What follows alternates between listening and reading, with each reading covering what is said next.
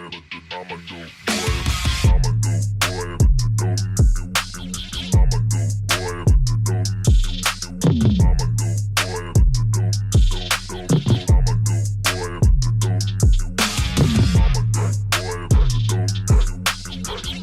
right, everyone. Welcome to the show. Welcome back to another episode of Lou Reviews. Shane, thank you so damn much for joining and becoming a member of Lou Reviews. Appreciate that. We've only got one level, so it's the only level. So thanks for doing that. And he also gifted... I don't know how that works, but I'll ask you, I guess, when you pop on. I see you're already waiting to come on the show. Dude, you can pop out. You can pop out if you want. No worries. We'll probably take calls in the second half of the show because we got a lot of stuff to get through. So I'll try to get to the calls as soon as I can. We've got so many people in the chat that I want to say hello to. Renee Cruz, always here to support. Simon Fly, M. Kelly, thank you for being here. Art and Paranormal, one of our moderators, best moderators, and also Renee Cruz. So if you're here to start shit, I would recommend you roll on to the next show because they will not put up with it. Swink McLeod, UFO Cholo, what is up? Wise Monkey, hello. Bobby Broadway, all of you guys. If I missed you, I didn't mean it. But we gotta go. We gotta continue. All right. So, welcome to Lou Reviews. Your home. Your destination for critical thinking in the realm of the unexplained. Please, if you haven't already, smack that like, share, and subscribe button. Don't forget to ring the bell so that way you are notified anytime we go live on Mondays and Fridays from 3 to 5 p.m. Sometimes longer, sometimes shorter. And then I think on Wednesdays, we're going to start re-releasing old UCR episodes. We already did one. If you are a member of the YouTube channel, you get a little bit of early access to it. And then it comes out for free a few hours later for everyone else to watch. So if you can't afford the membership, don't sweat it. It's not that big a deal. It's going to be there for free. The first one I did was Linda Moulton Howe, my review of oh, damn, I gotta get better with the music as far as when to end it. I reviewed Strange Harvest, and it was a lot of fun. It was episode 45. I guess I've decided that I'm going to release these in basically what any order I want, and I think also just to what's relevant, because people were having a discussion about what I said about Linda Moulton Howe. I believe actually Shane was having a discussion with somebody else about what my actual thoughts were on Linda Moulton Howe. I was like, you know what? That's a good episode to start with if I'm going to start re-releasing the old UCR episodes. I don't think I'm going to put them behind a paywall. Of course, if you guys have suggestions of which episode you'd like to see, and I have a feeling I know which ones those are, of course we will re-release those, but all in due time. So yeah, I just want to make sure that it's done responsibly and people understand, that these are old episodes. I'm going to make a separate playlist for them. So, ask and thy shall receive. So you're welcome. Old UCR episodes are going to be coming back every Wednesday. And of course, we've got all of these episodes minus the UCR episodes on podcast. So check out our Spreaker link, or just search for Lou Reviews on Spotify, excuse me. So yeah, just look it up on Spotify. We don't have it on Apple iTunes yet. I've got to get in touch with Apple to change the old UCR to the now new Lou Reviews. So we're in the process of doing that. Once that's done, then we will be available on all podcasts everywhere. So that's all of the business out of the way. And of course, if you really love the show, it's not all business out of the way. If you really love the show, check out the Patreon link down below. For as little as $1 a month, you can help support the show. We've also got YouTube membership, super chats. As you can see, UFO Shane has gifted another subscription, or membership. So thank you, Shane, for that. Art and Paranormal has become, man, you guys, you're killing it. Wow, this is incredible. Thank you guys so damn much. That's amazing. We also had a new subscriber, Stealth X, who subscribed yesterday, so thank you for that. Just want to give you a shout out as well. So we try to give all the new subs and everyone here that we can a shout out. So thank you guys so much for the support. All right, Now, the business is out of the way. Thank you guys so damn much. Today, let me get to my notes.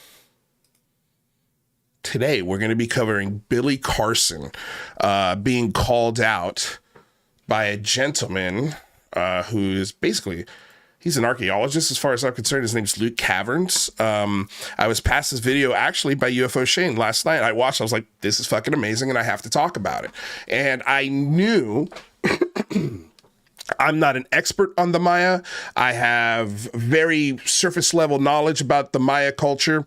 It's kind of why I've never really gone after Billy Carson, because I just don't know enough, but I do know enough that he is full of shit. He's also a convicted felon. I believe he's a convicted felon on a fraud charge, if I'm not mistaken. And I know somebody else had said that in the chat. And if you have a link to that, please send it to me. I just didn't have time before the show to look that stuff up. But I mean, it's not hard to find. The guy has been, he's a committed felon for fraud.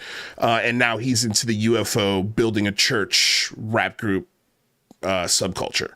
And, when I listen to interviews with him, I mean, just the eyes immediately start rolling into the back of your head. And you're like, oh my fucking Christ. This is obnoxious. This is absolutely obnoxious, because every single person that interviews him also has a very surface level knowledge of the Maya culture. And it's shown. This guy, I'm not going to play the whole video because it's a 26-minute clip. Please, I've included the link in the description below. Check out this entire breakdown of Billy Carson from Luke Caverns. He does an amazing job. I mean, in the first sentence, actually 1342, I have to play the very beginning of this because it's like immediately, like the first clip that he plays, he's like, okay, stop, stop. And it's the way that Billy Carson claims that he studied the Mayan, and he calls it Mayans, and he refers to it as Mayan culture. It's not Mayan. They're not Mayans. There's no N on there. They're the Maya. And if you're talking about their culture, you can refer to it as Mayan culture. But people who've studied this, who look at this for 15, 20, 30, 40 years, where this is their doctorate, this is their profession, they never refer to it or the people as Mayans. They're not Mayans. There's no such thing. So if you say you've been studying this for 15 years, you would never call them Mayans, ever. And he breaks this down beautifully here. And then we'll go back to the clip that I originally wanted to play. So yeah, Billy Carson, so many things that are wrong with this guy. And another reason why I usually just don't go after this guy is because he's very, very low-hanging fruit. But he's actually a lot more influential and a lot more problematic than a lot. I think Ashton Forbes is starting to get to the level of a Billy Carson. I mean, he's not in church groups rapping on stage yet, but give it time. I know they both, someone said, they both rap like white guys. That's for sure. Billy Carson definitely raps like a white guy.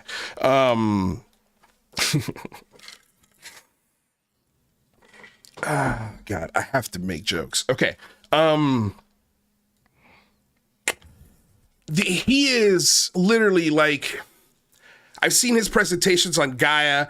I've heard his podcast discussions, and the things that he says, he's hinting and alluding to these beings coming back and healing us. And Lord Ludacris has become a member. Thank you, Lord Ludacris. I love you. Thank you very much. Damn, man. Awesome. And UFO Shane also threw another membership in there. So thank you, man. That is awesome. Awesome. This is amazing. Thank you for gifting this. I guess Shane is the one gifting these. So I didn't know you could do that. I had no clue. Shane, please stop. Save your money. Enjoy the show. Thank you, man. Seriously. Like, you don't need to do that. But that's amazing. And fucking incredible. Okay. let us continue. So Billy Carson, like I said, I mean, this guy he's getting platformed now by a lot supposedly more intelligent, podcasters, but I just don't understand how you could watch any presentation by this guy, walk away and go, oh my God, this guy, he's onto it. Like, he knows exactly what he's talking about. Holy shit, I'm going to go home and I'm getting me a trip to Mexico. I'm going to go check out the Mayans, see what they're all about. There are so many things. Yeah. Okay. Let me play this first clip because this is great. The American cultures of the Aztecs, the Maya, and the Teotihuacanos. Doesn't connect at all. And initially, when I started studying the Mayans about 15 years ago. Okay, so I just want to stop you right there. Anybody here who is interested in the Mayans? Oh wait, one of I gotta switch over. Pieces of, I don't know. Gotta switch over. All right, you guys, apologize about that. Yeah, I got so caught up in everybody here and all these subscriptions and stuff. So I appreciate it. Okay, so yeah, okay. And initially, let me start this over. Let me start this over. Look at that. Look how beautiful this view is. All right, let me also just. There we go. Again, that'll drive me nuts. All right. You see this? Let me do this. There we go. And let me pump up the old volume here for you guys so you guys can hear this. All right, check this out. And the Teotihuacanos. Doesn't connect at all. And initially, when I started studying the Mayans about 15 years ago. Okay, so I just want to. Also fair use. Oh, man. You guys are on it. Like seriously. You guys are on it. Like my mod, Art and Paranormal's like, Lou, audio's low. Yep, I knew it. And you guys are on it. Guys, HTID Tricky is like, bro, fair use. Fair use. We're educating the public and critiquing the videos we're sharing. This is covered under fair use and allowable by law. We're mostly just agreeing with the videos that we're sharing today and highlighting the videos that we are sharing today and applauding the video that we are sharing today. And what's hilarious is I haven't watched any of this guy's other videos, and I'll go back and watch them. At the end of this, he talks about Graham Hancock and how Graham Hancock is wrong, but how well researched and how well educated he is on the topic. And so I'm interested to go back and listen to some more of his conversations, more of his thoughts, especially when it comes to ancient Mesoamerica. So, and when he talks about he wrote a book about Mayan culture called the Mayans, Atlantis Mayans, or the Mayans Atlantis, something like that. But basically, the reason why he titled the book that is because he compares the Mayan civilization to Atlantis, like it's a second Atlantis. That's how sophisticated and how knowledgeable they were, not only about architecture, agricultural, but they were also, again, aligning buildings with star systems. And so, they were cream of the crop. And I feel like Egypt is awesome, but it steals a lot of thunder from the amazement and the wonders that are in South America. And he also highlights a really wonderful point. I'm sorry, I keep saying I'm going to play this clip, and I'm not. But all of these things just rushed to my head. He also highlights a wonderful point in this discussion about how when you go to Egypt, if you want tour guides that are going to tell you these things are built by aliens, you will get them. They will tell you whatever the hell you want to hear. And the same goes for Maya and the Mayan civilization and the parts of Mexico where these structures sit in. So again, like Billy Carson, a 15-year scholar on this, he is not. And this is why. A la the clip. Stop you right there. Anybody here who is interested in the Mayans, one of the most foundational pieces of, knowledge that I can give you is something that he should know if he's been studying the Mayans for the last 15 years. And it's that the people of that Mayan area are called the Maya, Maya. They are the Maya people, and sometimes referred to as the Mayas, but never referred to as the Mayans. It is Mayan language, Mayan calendar, but everything else is the Maya people, the Maya ruins, the Maya civilization. There is no Mayans. And so if he's been studying the Maya for the last 15 years, that's like the most basic thing that any researcher would know. I mean, if you're speaking to an expert in the ancient Maya, like Dr. Ed Barnhart, who's a close friend of mine, you're never going to hear him say the word Mayans. It's not a problem for somebody who's not an expert. It doesn't really matter if you're not an expert, but if you're this guy, right, and you're about to say what he's about to say, it's pretty important that you know how to properly address this culture. When I started studying, okay, so that right there was just like, he said half a sentence, and he's like, okay, we gotta stop this, and immediately address the most basic thing and one of his biggest claims is how I've been looking at this for 15 years. Yeah, but that doesn't mean you've been looking at the right information for 15 years. That doesn't mean that you're correct because you've been looking at something for 15 years. Like, we had a guy last night in our space, which, by the way, I think we're also going to start doing spaces on Wednesday. So follow us on Twitter. We had this guy on a space last night talking about, I just can't, his name was Dr. Doomer or Doomcock or something. And he was, he's like, well, it's just very simple. It's clear logic. And I'm like, oh, okay, well, if your theory is so logical, why is nobody else talking about it? Is there a scientific paper written about it? Have other physicists and he's talking about the number 2 chromosome and how it was mathematically speaking, it was created by someone. And I was like, okay, interesting theory. Very interesting theory. What's the evidence?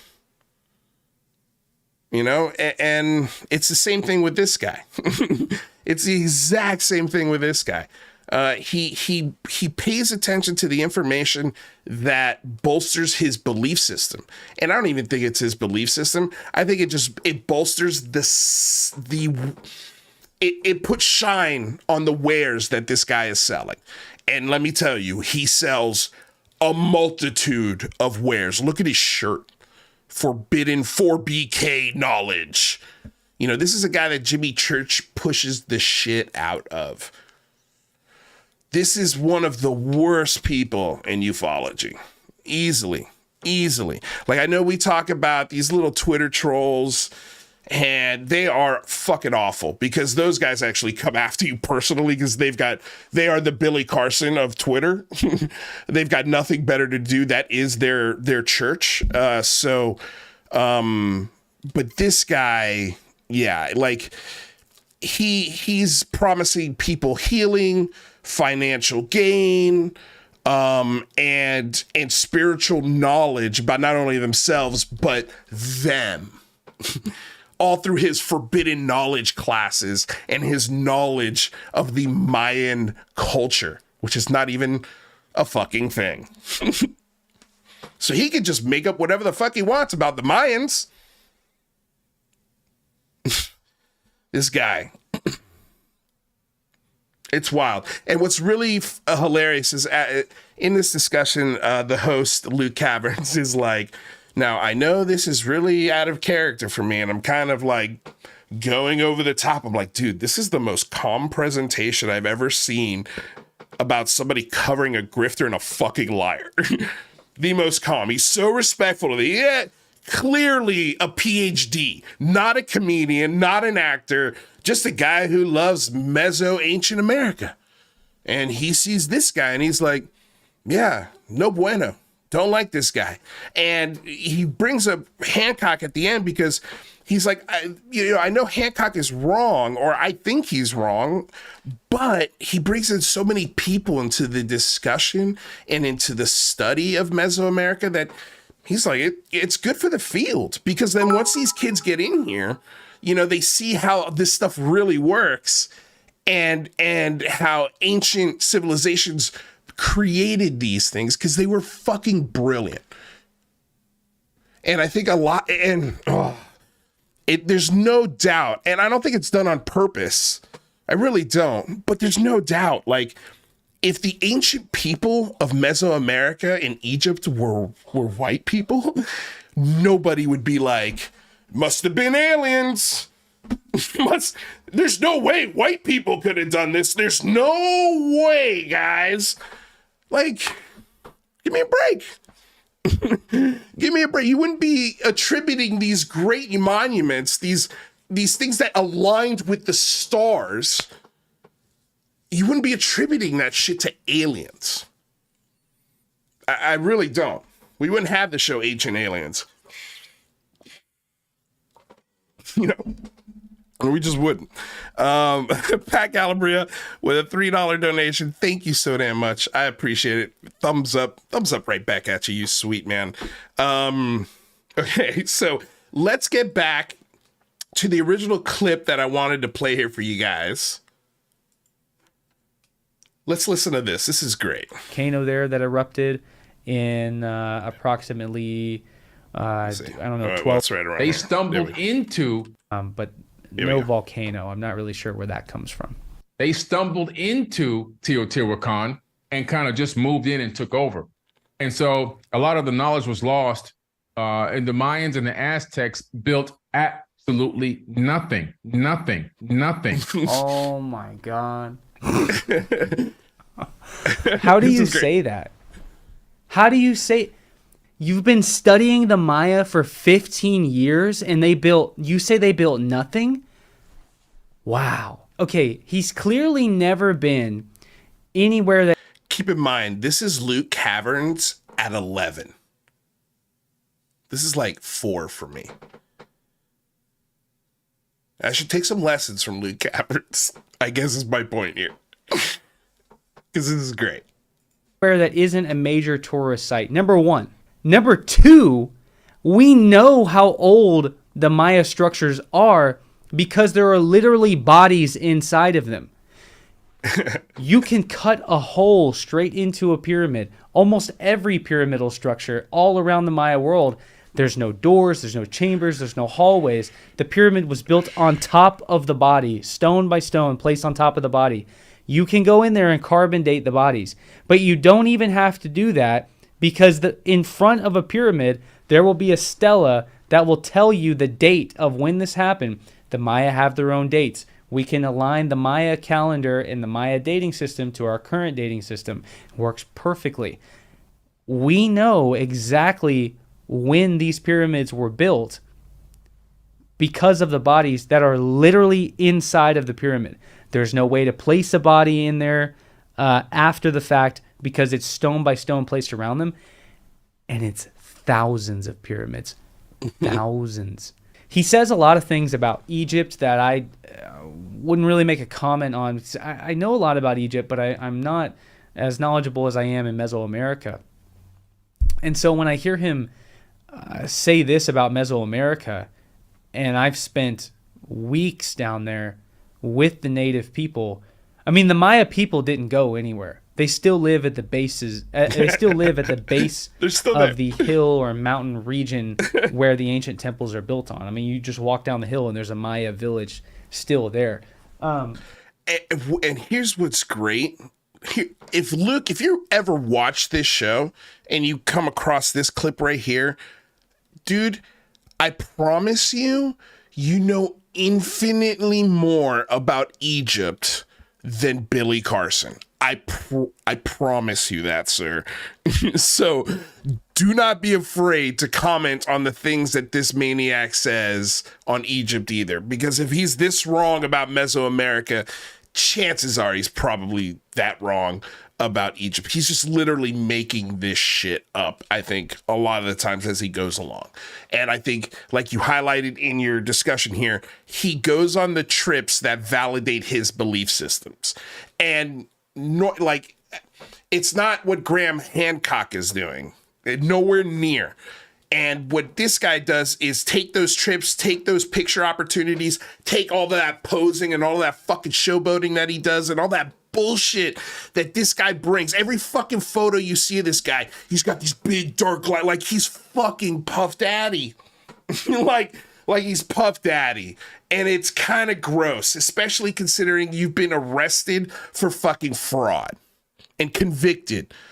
You're a felon. And hey, you served your time. You've done your payback to society. But when you come out and you legitimize fraud through UFOs, pyramids, and Mesoamerica, I'm sorry, but I'll say what Luke Caverns won't, and that is fuck you. Like, fuck you. I'm sorry, not sorry. Fuck you, Billy Carson. Like, that is bullshit. You've just legalized fraud. And I would love to see the books of your businesses having to do with all of the scams and all of the bullshit that you've done over at least what's been now a decade. You've had the ear of Linda. It's wild how you got into this. Honestly, I would write a television series around you. I really would. You're that fascinating. It's wild to me. It's like he has literally oh my God, dude. Like you would hear, when I was growing up, you would hear stories of like Wu-Tang Clan selling their first album out of the trunk of their fucking car in Brooklyn. And that's what got them on Hot 97 in New York. And then boom, they fucking blew up. Cause that was the most different thing they've ever heard. And I'd be like, this guy is, he's got that same hustle.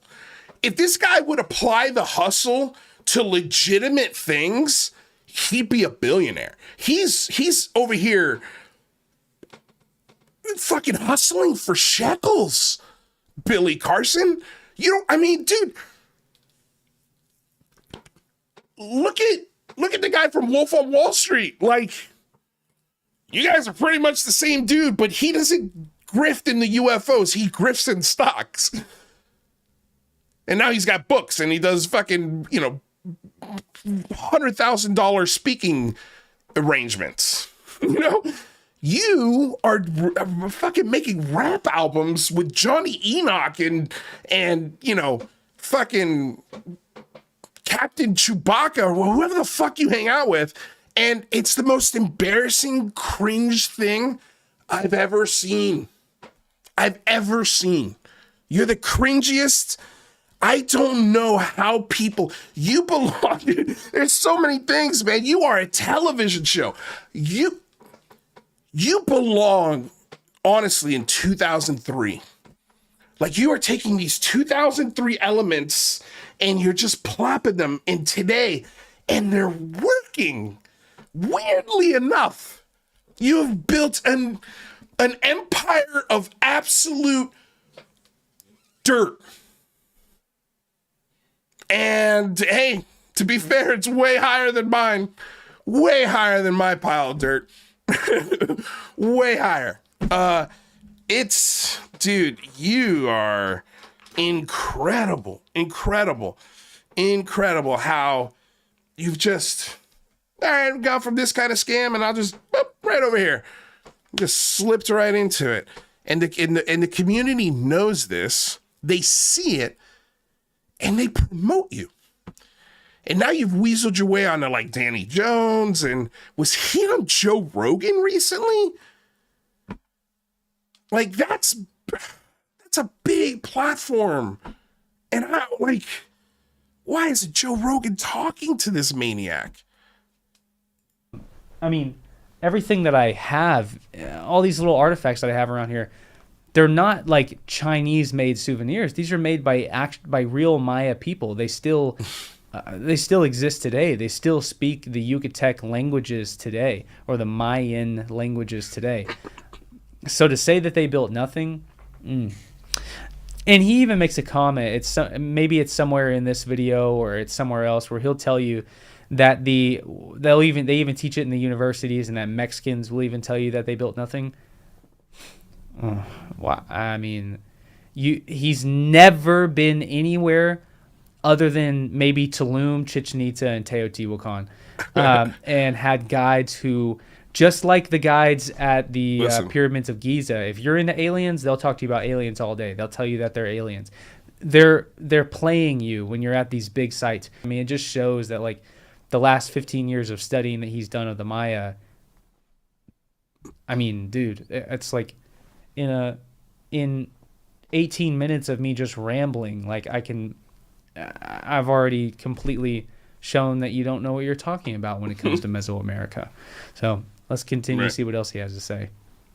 They inherited what was already there. When I then backtrack the information to the Sumerian tablets, where you find out that Thoth the Atlantean, who was ruling over the land of Kem, which is now called Egypt, he began to have some arguments and fights with his brother Amun-Ra, and their father Enki said to Thoth, "Go to the other side. Go to Mesoamerica and take some Olmecs with you." He took some Olmecs with him from Africa to Mesoamerica, and he and those Olmecs kickstarted and created the whole Teotihuacan civilization. Okay. So, wow. Okay, so there's a couple. So the Olmecs did not start the Teotihuacan. Okay, not even going to go there yet. He said when you go back and you read the Sumerian tablets. What? The Sumerian tablets were written like 5,000 and 6,000 years ago. There aren't any Mesoamerican bodies in these monumental structures that are 5,000 and 6,000 years old. How were the Sumerians writing about things that were happening in the future? Wow, I just got a very interesting message. Oh, man. And that doesn't shock me. Be careful. Carson is not technically a convicted felon. He threatened to sue a man when he said that. He actually pleaded no contest to the fraud and was given 6 months probation and a special deal where he would expunge the conviction if he completed the probation, and he did. So be careful. Okay, so I'll take that back. He's not a convicted felon. He pleaded no contest and was given 6 months probation. Okay. Still doesn't change my opinion. Still doesn't change my opinion. He threatens to sue everyone who talks about his arrest. He does have a very good and expensive lawyer, so be careful. I do not have a good and expensive lawyer, so yeah, it would be very telling when he comes after someone like me. I mean, really? All right, if you want to, Billy Carson, that seems like a waste of time. But yeah, it is funny. So yeah, I'm gonna keep going a little bit more because this is it's too good, and I've already said the things that I've said, and I've retracted the things that I said. So, you know, we're good here. All right, here we go. I mean, unless they could see the future, but I don't see that being possible. And then Thoth flew with the Olmecs and started Teotihuacan? Really? Because the Olmecs begin in San Lorenzo in around 1300 BC. We know that by the biological material and the bodies that are found there.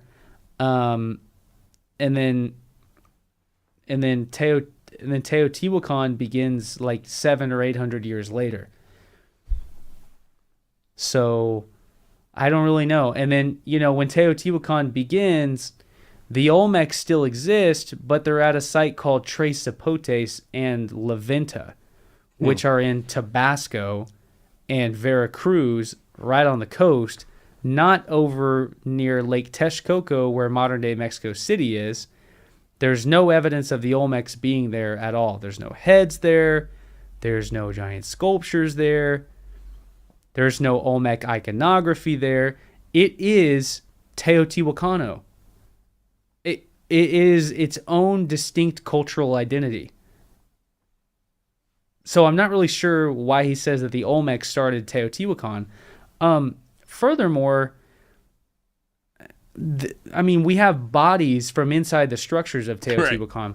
There's a man called the Tlaloc man, or the Tlalocan man, who was found in the temple of Quetzalcoatl, which is, so you have the three structures that they look like they're aligned to the constellation of Orion. They really do, and they really might be. I mean, these are amazing cultures. I mean, they here's the thing about Mesoamerica. It's so incredible that a guy like Billy will look at it and say, oh, well, it has to be this lost Atlantean civilization because it's that incredible. No, it's just that incredible. I mean, it's real. It exists. The pyramid of the sun, the pyramid of the moon, and the temple of Quetzalcoatl might be aligned, or a representation of the constellation of Osiris or Orion. But it's not this lost Atlantean civilization. One, because the stone that Mesoamericans used, in another 9,000 to 10,000 years from now, it's gonna be like mush. It's gonna be sand. It's not granite. It's not made all out of basalt. It is. It's limestone, and not all the time is it the best limestone. I mean, just in 1,000 years, some of these stela with the hieroglyphs on them completely erode away, and there's nothing left at all. So, anyways, the Tlalocan man, he's dated to be around 150 BC, and he's in the temple of Quetzalcoatl. He's literally in the temple. There's no chamber. There's no hallway to get to him. He's buried. He's buried in the temple. So, anyways, part of the expedition that I did this last month was investigating the Olmecs. I saw every single Olmec head. I saw almost every single major Olmec monument statue, of which there were so many more than I could have possibly imagined. I'm working on a video on that, and Billy Carson's got a lot to say about the Olmecs, and I think I'm going to make another response to him about that. I'm a little more passionate in this video than I normally am. I think I'm going to start being a little more casual, kind of taking myself a little bit too seriously in some other videos, and I think that I owe it to you guys to more so be myself. Yeah, and I might be a little bit more of a heightened version of myself in this video because it's just so egregious. Oh my God, it's so funny. And I know that there are people. It's so egregious, right? Billy Carson's claims are so egregious, and I don't think any lawyer. I don't know. maybe a lawyer could, but I mean, goddamn, that's a lot of money to try and prove something so silly. And that's what he would have to do in court. He would have to prove all of these theories in court, which I think are bullshit, in my humble opinion. And I think you're scamming people, in my humble opinion. I think you're when you've got a church of people and you guys are leading sermons, it's hilarious. It's hilarious, but it's also just kind of weird. It's weird and it's culty. And yeah, like if you find yourself in a Billy Carson spending frizzle, just try and take a step back and see if you're making a wise investment in forbidden knowledge and all of those classes and all of those things. I don't think it's a good investment. Just like Trump University classes are probably not a good investment. Let's see here. Okay, we also got John Greenwald in the house. What's up, John? Thanks for being here, buddy. I love your face. Which reminds me, I wanted to, I forgot to put this on the breakdown, although it is in the original YouTube post here. But John Greenwald wrote something really great. And, I think it's one of these unpopular posts from someone like him, because, people expect him to just believe. And he's like, well, I want to, but I haven't seen anything yet. I've seen some interesting stuff. There's been a lot of FOIA weird stuff. It feels like there's smoke to this fire, but when it comes to, I think I would love to talk to John about this one day, but I wonder what he would say about the current state of this discussion. And I don't want to call it ufology because ufology is not a real thing. It's a hobby, right? It's a hobby. It's not a field. And you know, he's the one who's gone through the FOIA requests. He's the one who's gotten all this information out that is clarified so many things, and at the same time, in some cases, made things go a little more interesting. Kind of rub your chin and go, oh, okay. Well, I wonder if we could get some more information and data about that thing. And a lot of times he gets stonewalled, and it sucks because, you know, our FOIA is the strongest tool we have to getting the answers that we want out of our government. FOIA is the best thing we got as average citizens. It is the best tool. And John highlights that beautifully with over, what is it now, 6 million archived things that he's pulled from the government through FOIA requests. It's awesome, you know, and I think in the last, here's something great that came out of, I think, things like Big Phone Home, my channel, John Greenwald, and many other people, is that I feel like, and John, correct me if I'm wrong on this one, but I feel like way more people are FOIA-ing and sharing the results of those FOIA requests publicly. And I think a lot of people are doing that because they've been inspired and they've seen what John Greenwald does. And they're like, oh, I look at a FOIA, I'm like, yeah, I do not have the specificity skills to be making FOIA requests. It's just that's not what I'm good at. That's what John's really good at. And I think a lot of people are sort of picking up the torch, man. They're helping him. Like, there have been a lot of stuff that has been FOIA'd by the average Chris, by Jeremy McGowan, by Jazz Shaw. There've been like and Jazz Shaw's been using FOIA because he's a journalist. He's been using that for a long, long time. But I'm just saying, like, the awareness of FOIA, and that was the number one initiative for Big Phone Home 3, was improving and strengthening the FOIA process, making it more streamlined, making it more powerful for the American people, for American journalists. Because the biggest issue that the United States has right now is bad information.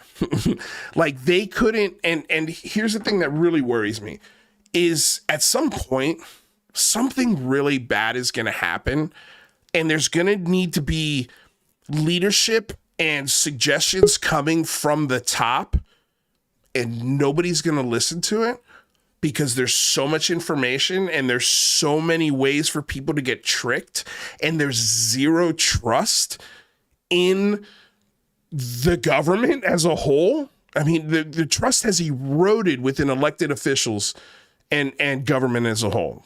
I think that's a bipartisan thing. And I'm afraid that if that day does come where, God forbid, a real disease, you know, that will really, really, really hurt people, and because of the fumbling of what we did with COVID, and how the internet and how our enemies weaponized this very awkward time in the world's history to just divide us even more. And I'm afraid that when something bad does happen, that sort of line of communication will be ignored and won't be taken as seriously, and it's going to lead to some bigger problems. So I don't know. You know, I think improving FOIA, you know, being more transparent, being more clear, giving people access, giving people answers to the questions that they have. Like, I think it's time for the American people to know about JFK, as nasty as some of these secrets are probably gonna be, because I can't imagine why they keep hiding that information and they keep pushing it back decades and decades and decades after we've already hit deadline after deadline after deadline. And it's just stuff when the government does shit like that and the president doesn't come out and say, you know what, it's time. Like, this is gross, this is disgusting, but we have to show the American people, we have to answer these questions. And besides, most of these people are dead anyway, if not all of them. So, like, it's time. Like, it's time to tell the American people the truth on some of their biggest questions and the things that cause the biggest conspiracies. Yeah, so like, I think improving FOIA would help with things like that. If the government was actually more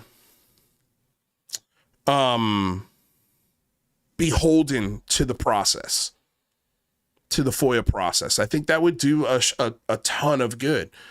Did we get an answer from John? I don't know. Maybe we did. I hope I didn't miss it. But anyway, love John Greenwald. Glad he's here. Shane, dude, I still got another at least 15 minutes to get through the stuff that we wanted to talk about. I know you really want to come on the show, and thank you for the donations, but just relax, man. We got another hour and 15 minutes. Hey, why don't you call your buddy Keemstar? Maybe he'll come on the show, because he wanted to talk to me really bad the other day. And now all of a sudden he doesn't want to talk. It's wild. He only wants to talk when he wants to talk. But anyway, so here's what John wrote. Unpopular post. Many years were spent by Lou Elizondo and his dedicated team of intelligence professionals collecting data, interviewing military personnel on UAP experiences, and working with various intelligence agencies to bring the issues to light. That's what we were told. That's what we were sold. That's why I started a YouTube channel, you know, like because of shit like that, right? New York Times article. That's why people are FOIAing more things today. You know, like, there's a lot of ripples that this first thing that John's quoting here, because it's fact. Yet, after I've spent about 6.5 years of searching, no official quote data, no official evidence of interviews, and no official evidence of coordination between ATIP in the Pentagon, the OUSDI, now the OUSDIS, and various intelligence agencies to bring the, quote, issue to light, has never been found or produced in any way this is all described.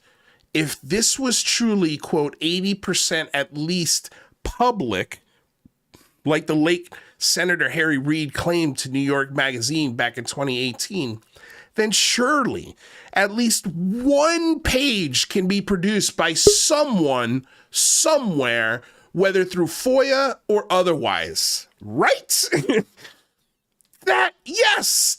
What the fuck? 6.5 years. The FOIA king cannot find one shred of evidence.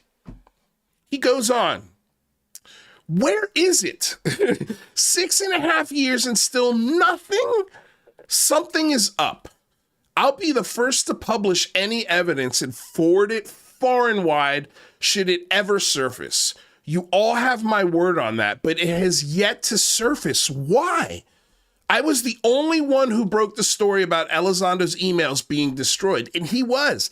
And that was I remember that being a moment where I was like, shit, dude, why destroy his emails? Like, that's ridiculous. And everybody should agree with that. And although, in my honest opinion, it was widely misrepresented and exaggerated in his DOD IG complaint, that would not include all this information that he references that should exist during the time leading the, quote, endeavor he calls ATIP. Can any of the, quote, legendary heroes and pioneers he references give some type of answer to why absolutely no official evidence has come to light. No case files, no interview transcripts, no data. Is it all one big massive cover up about Luis Elizondo and ATIP? But will the DOD openly talk about other programs and some other people involved? No problem. Someone should explain that, or at the very least try. I feel it's been long enough, and he's right. And the public deserves it. Fuck yes, we deserve it. Why? Because we, the people, paid their salaries. We paid their salaries when they didn't. God damn it, I love you, John Greenwald. He's absolutely right. You know, and then you get idiots like this, always stirring the pot, John, and, quote, just asking questions, Tucker style. This is coming from the piece of garbage that pushes people like Tim Burchett. Right?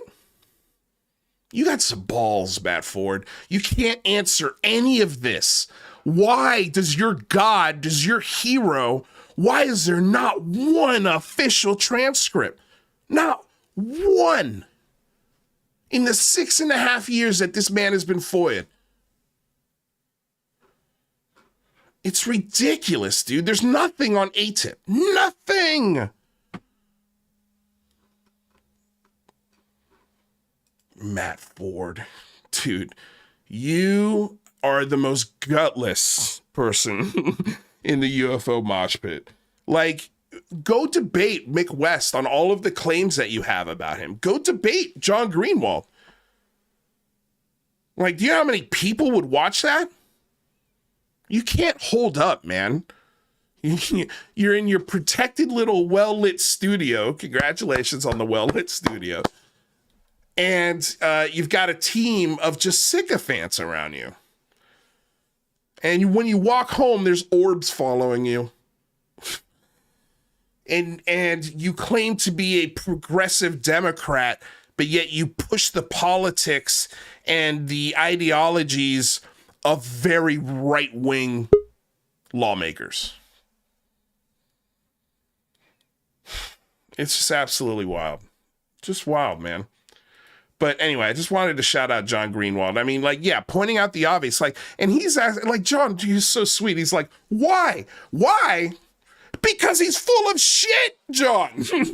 He's full of shit. But John is too much of a gentleman to say that. That's insane. I mean, that's just a very long, very nice, very eloquent way of saying this guy is full of shit.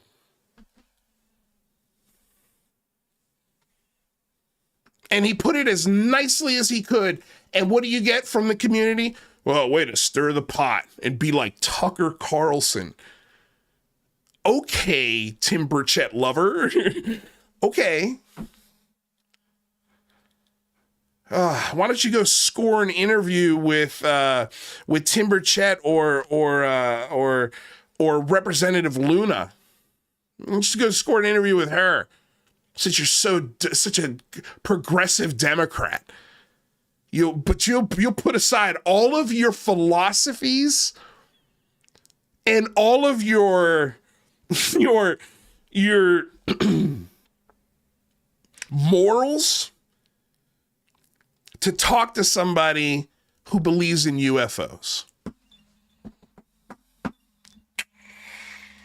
You are a piece of work, man. Piece of work.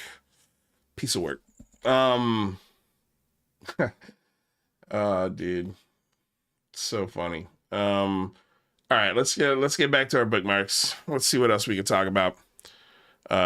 Funniest meme of the day. Oh yes, this was so many things I could say about this. I'm gonna try and keep it as nice as I can, but it is funny. So Sean Cahill wrote earlier today, and Wise Monkey, I just love when he calls out all of this nonsense, man. Like, almost every time he says something, and it's like almost exactly what I was thinking when he's addressing a lot of these prophets of profit.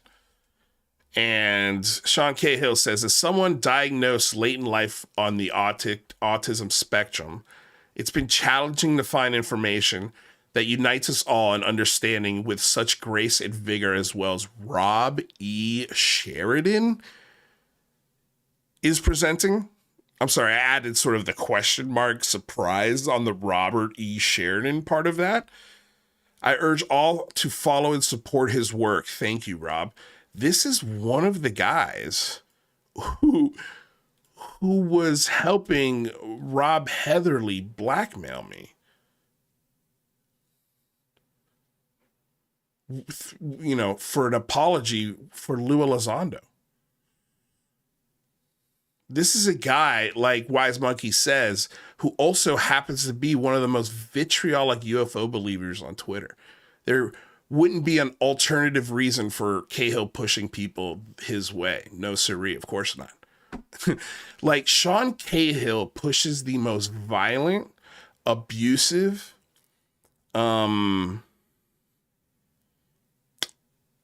maniacs on Twitter. Uplifting tweets being one of them. And we got to get to that. We haven't even gotten to that. So Dr. Jaime Malsans might have to wait. Like, dude, we should probably get to that.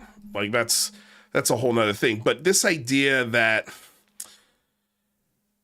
I want to believe Sean when he says he's been diagnosed late in life to be on the autism spectrum, but I'll be honest with you, I don't believe him.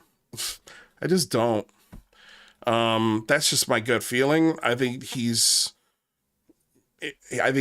drumming up sympathy for all of his bad actions that he's softly admitted to. You know, about all the people that he's mistreated. Like, we've shared stories about people. Again, Lizzie Border was on the show. She was an eyewitness and saw him berating Melinda Leslie in a hallway at a Vegas convention. Berating her. This is a 6'2", 6'3" monster of a man who calls himself this fucking guru and, you know, yoga master. And he's just like this, like, all love and light being. But the second you get him off of those cameras and behind the scenes, he shows you, especially if you disagree with him or if you irk him in any way, he shows you very quickly who he really is. And he's in this to make money. I've told the story many times about his biggest beef with Jeremy McGowan, which turned out to be bullshit. Wasn't true at all. And it was over money. That's why Sean Cahill doesn't like Jeremy McGowan. It's because in his head, a TV deal was ruined because of McGowan. You know, he hated me behind the scenes and publicly would, you know, anytime I tried to interact with him or pump up his stuff, like, he was just very cold, just a very cold person. Anyway, I've shared so many stories about him, and I have every right, just like you'll hear in this apology from Uplifting Tweets, I have every right to be angry at Sean Cahill, because people like Sean Cahill gave the okay, gave the signal that it's okay to attack this guy. Do whatever you have to do to get him out of here. Whatever you have to do. And yeah, it's like I've got good reasons not to trust him. And so when he says stuff like this, I don't believe him. I don't think he's changed whatsoever. And it shows that he hasn't changed when he's pushing people like Robert E. Sheridan. Just another cult member, sycophant that will dox and go after and dig up information on you. Like, I can't imagine the stuff that he's tried to find about me. And he, like, this is what I love about my past is they've tried. They've taken clips from old sketches and you know, narrowed it down to a soundbite and tried to label me something because of that soundbite. Like there's nothing in my background like the stuff that Robert E. Sheridan has done to people. Nothing. And trust me, they've tried to find it. Instead, what they've done is they've gone after my girlfriend. They've looked up where she works. They look up what she does for a living. And then they use those facts in her pictures and stuff to attack me. And I'll be honest, it hurts. Like, that shit hurts. Like, it's only human. But eventually you build a thick enough skin to even expel that kind of shit. Eventually you get there. But yeah, at first it was like, these motherfuckers, what does she have to do with anything? What does she have to do with anything? And people like Robert Sheridan employ tactics like that. And so when Sean Cahill is out here pushing this bullshit, it irks me, man. He hasn't changed. And yeah, we'll again, like, don't listen to anything that guy says. Let me see here. Wanted to get to, here real quick, Whitley Streiber, and then we'll get to these two conversations that we had in Spaces over this last week. So this is again, fair use. This is transformative work. We are critiquing and educating the public on the videos that we are sharing. This is covered under fair use and allowable by law. This was on the that propaganda podcast, and this was Whitley Streiber. Was pretty upset that they didn't invite him to the Soul Conference, apparently. And Gary P. Nolan told Streiber if he added him to the roster, affiliates would not show. Oh man, like it's just funny. Let's listen to this clip. Disappointed in is that I was not asked to talk. And I asked Gary Nolan about this, whom I know quite well. We've been friends now for 10 years, probably. And he said that if we had had you on the schedule, quite a few of the people from the government and the defense industry would not have felt comfortable attending. And that has got to change. Because after all, if somebody is here, and all of these people seem to assume that's the case, very, very different from what you might read in the New York Times or the Guardian. There was recently an incredibly foolish article in the Guardian, in fact, a couple of days ago, parroting the Arrow line that basically nothing to see here, which they could have pulled off in the 1960s. But now it's just a joke. And yet you see the press running along after them with their panting, and it's incredible. In any case, the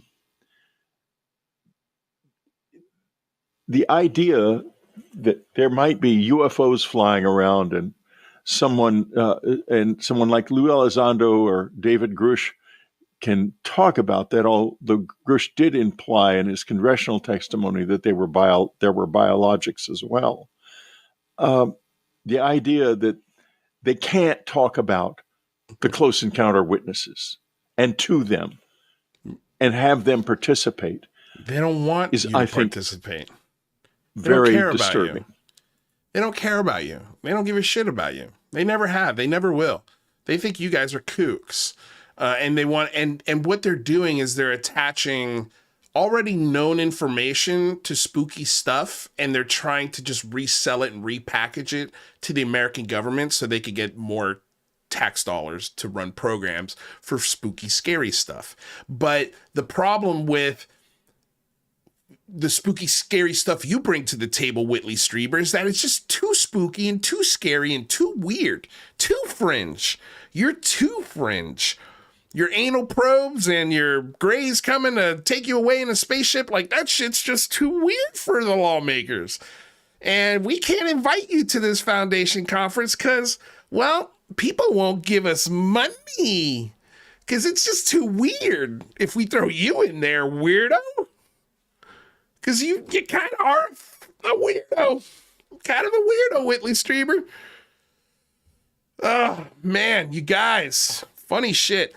This was great too. Google Books has a new listing for, this came from Stephen Greenstreet, for Lou Elizondo's upcoming book. It states Elizondo became, quote, director of the U.S. government's highly sensitive advanced aerospace threat identification program in 2008. He's still selling this story.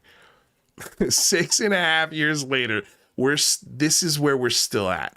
And as Stephen Greenstreet says here in the very next sentence, this is false. And it is false. It's a lie. Again, going back to what John Greenwald said, there's not one thing that has been FOIA'd, not one email, not one document, not one reference of ATIP and government dollars. Not one. OSAP, yeah. But not ATIP. ATIP's just a hobby. Just like ufology. It was as much as a hobby as ufology. Let's see here. It says, if his book actually claims Elizondo is tripling down on this lie. ATIP was the nickname of OSAP, a non-UFO program created in 2008. James Lukatsky was the director, not Elizondo. Elizondo himself, in his own words, claims he didn't become director of ATIP until 2010. But even that has been proven untrue. And again, he links, both of his stories and all of his journalistic efforts into showing you that exactly these claims that he's making are correct. That Stephen Greenstreet is making, not Lou Elizondo. I'll be clear on that. So there was that, which so interesting. So that new book is coming out. I meant to play this at the beginning of the show. I'm gonna put it in the middle, but I know I'm gonna get tagged. Someone, please help! Aliens have abducted me. Woo, slow down, brother. It's not aliens. I'm remote viewing your ass right now. Why would you do this? You're here to answer for your sins, Mr. Elizondo. I've done nothing wrong. You get me out of here now. You took everything away from me. My entire kingdom. Your kingdom? I'm the one to bring disclosure to the people, not you. Me. Calm down, guys. The truth is, there's no scientific evidence to support the idea that remote viewing is real. Oh, fuck off, shut Nick. up, Nick. You're done, Lou. I'm sending you to the black hole. No, not the black hole. Face the fucking darkness, Luis. God damn you, Greer. Oh, no. Whoa, boy. That was a crazy dream. Tell me about it.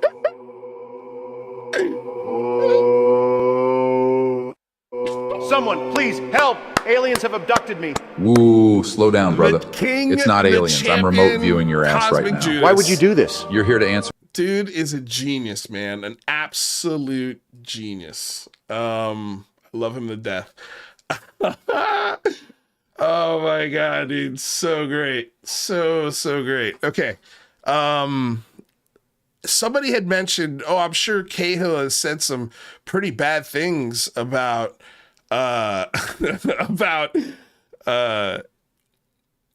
David Fravor. Well, I happened to get the transcript of the exact things that Sean Cahill said about David Fravor, and I recreated it on AI, so you guys can get a good idea of exactly what he said. Check this out. I think it's two major reasons. Fravor came out. He wasn't open-minded. He didn't believe.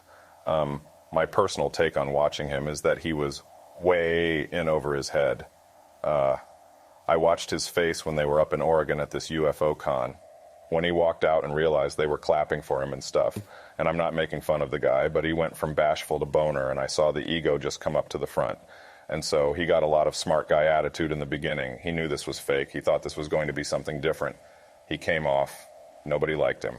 Let's put it that way. He did not have a likable personality. Fravor is the kind of guy who, if I was still the chief, he's the kind of guy whose ass I would have kicked. He's the kind of commander that I would have berated in front of his commanding officer for stupidity. I mean, I was a dick back then. Oopsies. Yeah. So that's Sean Cahill. That's the real Sean Cahill, admitting that, yeah, I was kind of a dick back in those days. You kind of still are. And again, my humble opinion, you're kind of still of a dick. Let's see here. Okay, let's get to, because goddamn, Shane is dying to get in here. Let's get to something that was said on my space last Hey, Larry, night. can I ask you? And this was by, oh no, man. Damn it. To tell the truth, just because you're Through a vetting process? I think I got, just because he told me a year ago that he was coming Let me just find ask this him any and never timestamp. feel like you're walking. I've always been through some, you know what I mean? I shouldn't even are getting as much honest certain people. There was a lot of fun stuff. And by the way, I've put both clips or both whole discussions, both spaces, links to both of these spaces in the description below. So if you want to listen to both of these spaces, you can. They're available on my Twitter. And like I said, subscribe there so you guys don't miss one, because I'm going to start doing these on Wednesdays. Because I'll be honest with you, this Nazca Mummies discussion went into a lot of fun different places. We had some really great discussions between me and believers and their points of view and my points of view, and debated, ridiculous, outlandish claims. And, I think got a lot of perspective understanding from the other side in this space last night. It was really great. It was a lot of fun. And because of that, I'm going to be doing more. So definitely come check it out, because we're slowly rebuilding this community into, at least the Lou Reviews community, into something where people can feel safe to come in and disagree. Disagreement's okay. We don't have to disagree. But we do have to be civil to each other. If you expect respect from me, you have to give it. You have to give it. And if you do, you'll always get it from me. The second that you don't is when you don't get it from me. I'm not going to sit here and, placate to maniacs. Just won't do it.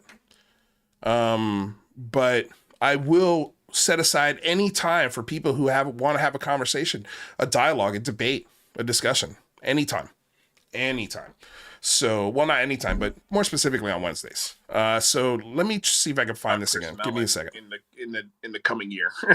But nobody it's the anecdotes. I grew up on Costa. A great golfer, great glutes. I mean, come on. It didn't. Can I mention just one more quick thing? Oh, goddamn. Is the pay? That's where I'm kind of. My channel is so. So Again, this I'll was. just say, do the show that makes you comfortable, but just. So this clip came from Larry. Give it some time. The Can't see his FCC last has been name. made aware of, and what the hell was that? Investigate the thing. Okay, let's see here. What else? Is there anything else? Anybody else? Here we have memes and videos. Sorry, guys. Or any one of my live I streams. hit the thing. Please sign and up. I lost the Go ahead timestamp. and follow. 2 hours and 1. Did perfectly on that. I see Alien Addict is a little bit of background on that. Yeah. That came out from up, And they usually come with All right, check this out. memes and welcome into any space or any one of my. I don't know how long have we been going here. This has been DNA in my chromosome 2, so must have just ended perfectly on that. I see Alien Addict is creeping around and listening. He's had a whole bunch of things to say about me here in the last few months, but none of the stuff that he's stuck up for has held up, including MH370. So, yeah, so on that chromosome 2, I can give you a little bit of background on that. Yeah, that came out from. That's where that came from. It's interesting, but like you said, Lou, and I agree. That kind of thing, if scientists dug into that and found some kind of amazing. Okay, so just to give you a little bit of background, so Larry Gerndt is the guy that's speaking, and he chimed into the space last night, and the first thing he did was apologize to me because he was on the Thomas Fessler channel, and he used to be on there for a little bit, and then that whole what he called a meltdown on the last episode of UCR. And I think a lot of people get perspective of hey, that wasn't a meltdown. That was me warning all of you guys as to what I was seeing. And yeah, I was upset, but I was expecting other people to be upset, and nobody seemed to blink an eye, and so except for very, very close friends. Everyone outside of that kind of just threw me under the bus, including Larry, including Thomas Fessler and his band of absolute bottom feeders. And so Larry starts out with this apology, and, you know, and we strongly disagree on this visitation theory. He thinks they are definitely visiting, and he thinks that I know in my heart of hearts that they're definitely visiting. And I'm like, no, I don't. And I need better evidence than anything that you're putting on the table so far. And so, you know, agree to disagree. But then there was a good moment where I got to ask him about the experience with being on the Thomas Fessler channel, and one of the reasons why he quit was because of the treatment that all of the things that they were saying about me specifically. He's like, they were so fucking gross, and I just couldn't do it anymore. And so I left. And so, you know, it's funny that in these spaces I've gotten 2 really great apologies from people, and we're going to go over this a little bit of the second one here in a second. But yeah, let's get to the rest of this, because this is, I think it's important. Over, you know, because that. No. Okay. Man, I'd love to talk to him. Why? Oh, okay. Hey, Larry, can I ask you a question? Sure. About, are you in contact with Gary Ack, the producer of that show? No. Okay. Man, I'd love to talk to him. Why? Well, he sent me an email telling me about some behind the scenes stuff of Thomas Fessler, him and Rob Heatherly, Lou Elizondo would discuss, and about, you know, people who they were going to go after and try to dox and yada yada. And when I reached back out to Gary, it was a few months later, because he'd emailed an account I don't check often. When I emailed him back to get some more details, you know, he'd also sent me a recording of some of the conversations. He said he recorded all of these conversations between Lou Elizondo, Heatherly, and Fessler. They were like behind the scenes, you know, stuff from, like, you know, when you're waiting in a lobby for a show to start or end, kind of discussions. Yeah. The only thing I ever got that was kind of like maybe a leak from Lou on the Fessler channel was that there's going to be an announcement from Lou this year, like it was like early this year, before June, let's say, that's going to turn disclosure on its side. And yeah. So what did they mean by that? Well, it had something to do, Listen and to they this. could barely contain themselves because they were so giddy over having had a private phone call with Lou Elizondo.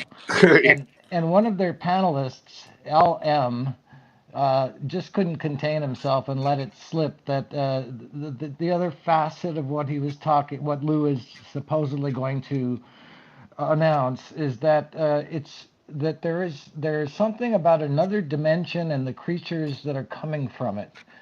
And so then they started riffing on that, talking about 10-foot spiders, 10-foot tall spiders and stuff. It was really disgusting to watch their giddiness. That was but I find it interesting that something interdimensional. So Grush, you know, he was the one who introduced this interdimensional thing, and there was a reason for it, but we don't know what exactly prompted him to say that. But then you hear this combined with Lou's announcement that there's an interdimensional aspect to this, and it's going to turn disclosure on its side. So I find that all really interesting. Wow. And yeah, I mean, you know, wow. But the thing that I found most interesting is their giddiness to having a behind the scenes conversation with Lou Elizondo. So if you're one of these people who host one of these shows that has Lou Elizondo's phone number, and you think that's the greatest thing since sliced bread, and you maybe talk to him on the phone, I know this is really exciting for you, but quit acting like a fucking fangirl. Stop doing that, because he is not a god. He's not a hero. He's just a guy with a UFO story.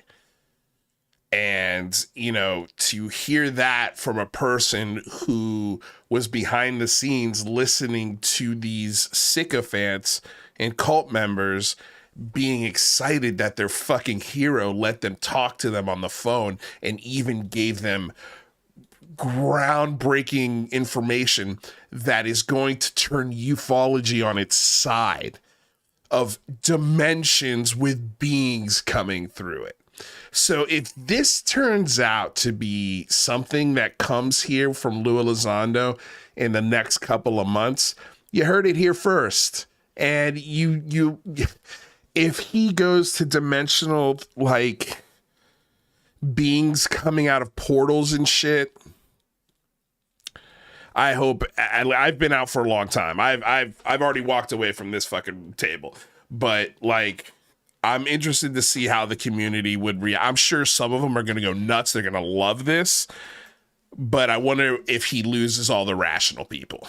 If he does say something along the lines of, you know, the fucking the script for the movie, you know, The Mist. All right, let's get to Jaime Malsans, because God, he's been calling like 50 times. Malsans, what's going on? Don't tell me you popped into the room and you're not ready. No, I am here. It is Okay, me, great. Dr. Jaime. Dr. Jaime Malsans. Hola, ¿cómo estás, mi amigo? Muy bien, señor Malsans.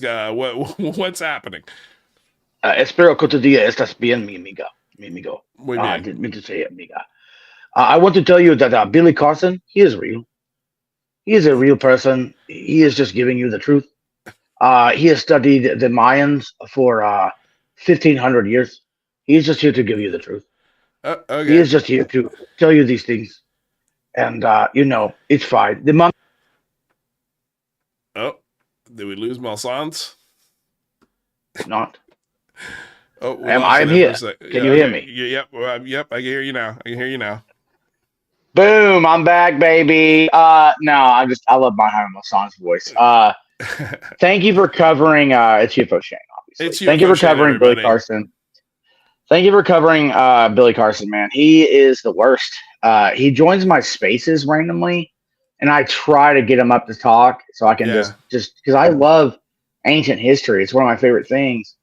And he just combines like Samaria and Babylonia all together, and he makes no sense. And then he just starts going about Thoth and how we're all going to be healed by aliens. And he has stolen money from children through a GoFundMe after the fact. Yeah, allegedly, you got to say allegedly. Allegedly. Well, he can try and. I don't want his Johnny Cochran lawyer coming after me. All right, I've already made one mistake. This is Chewbacca that I've corrected.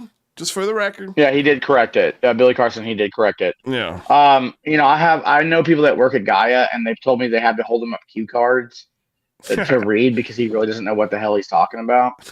It's really sad. But this dude, like, he just gets all these people. Allegedly, he has to have cue cards held up for him. Allegedly. I'm not saying this. Look, this show does not endorse anything that UFO Shane is saying. He's just simply a random caller that has called into the show 15 times to get his opinion in on what's going on. And by the way, thanks for the donations, man. That was really kind of you. Oh, yeah. No, you deserve them, man. I mean, you're on your victory lap, dude. It's the greatest victory lap of all time. And you deserve it. I actually kept calling in because it kept dropping me because I'm on my phone. It wasn't like I was just trying to get your attention. It was just, it kept dropping me.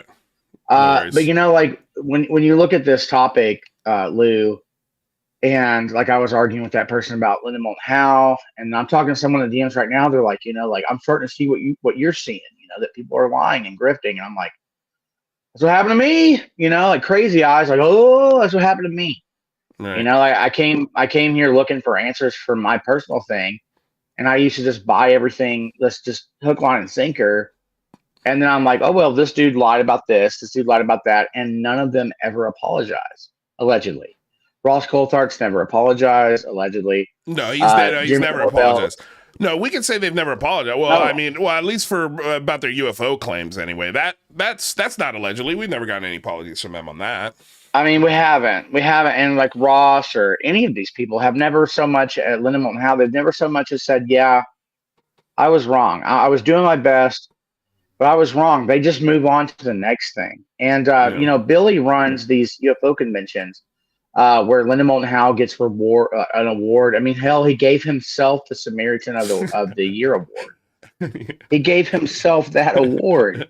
That's crazy. It's crazy. He's like, oh, I'm so grateful to receive this. And then you look into it and you find out that he ran that. He allegedly gave himself the award at the conference that he has a hand in running.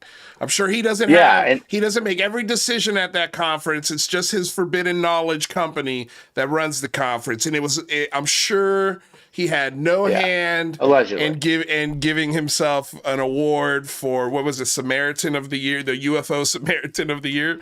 Is that what the award was?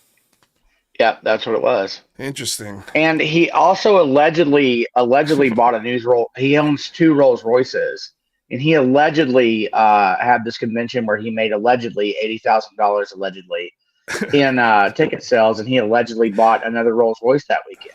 Yeah. And my favorite part about that whole Luke Cavernous thing that you didn't get to play was where he talks about how you go see Teotihuacan and things like that, and you're like, that's on a cruise. Right. He's like, this dude like really went on a cruise. Yeah. And that's what you see. Right. Yeah. Allegedly. He went to the Mayan. Well, yeah. Allegedly, he went to the the tourist Mayan hotspots that anyone and everyone can go to, and then got his own guide that will tell him the truth, the forbidden knowledge. Allegedly, tell him the forbidden knowledge, and then he shares that in his. These guys, they don't want money. Shares that in his classes. Yeah. Yeah, these guys allegedly aren't getting money and trying to just pander to their audience. That would never happen. These are all truth. These are, you know what? Every guide is a fully fledged archaeologist, and they're totally not there to make profit at all, allegedly. But that's really all I had to say, man. I really appreciate you covering it, because I sent that to a lot of people and no one would touch it. I guess because of the lawyers, allegedly. Well, thanks for warning me. I appreciate it. I didn't know that until recently. So like in the last 2 hours, because I was unaware as well. But I got nothing you can take from me. I mean, I got a green screen hanging up in the background, broken TV. What are you gonna take from me? So. Yeah, I definitely don't have much, and I'm not sure how much damage a channel this big can do to "Woke Doesn't Mean Broke" by Billy Carson, and the Epic of Humanity, and Elizabeth Hoekstra's "The Recipe to Elevated Consciousness." We just have to find the Emerald Tablets of Thoth. I mean, which will probably end up with David Wilcock's like piss knowledge from the Archangel Michael, allegedly. This is wild. So he's got a Forbidden Knowledge TV. He's got a Bentley giveaway. He's got a shop. He's got podcasts. He does these car giveaways. He never gives away the car. Forbidden Consciousness Awards. There's been 2 upcoming tours. So we've got the Forbidden World Tour, the Forbidden 12-Day Egypt Tour, ooh-wee, and then the Forbidden Grand Turkey Tour. I like, just out of curiosity, is there any cost on this here? Let me see. He's never. I haven't found a single person that's won the car. He does car giveaways all the time. Okay, so per person it's $10,000 per person, double room, and $11,500 per person, single room. That's a good price. To go to Turkey for and I guess that's not terrible. Okay, so all domestic transportation, plane tickets and round trip, bus and minibus of Nemrut Transfer professional tour guides, 7-night accommodation in the hotels. I'm dying to know what hotels. Breakfast and dinner included. Can be served from the restaurants if the hotel does not serve. Okay, so it's 7 nights accommodation in the hotels, breakfast and dinner included, and then it's got a little caveat here: can be served from the restaurants if the hotel does not serve.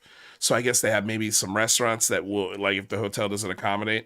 Museum pass, Turkey museum card, and other entry fees, domestic journey insurance, and taxes of the journey, meals and accommodation.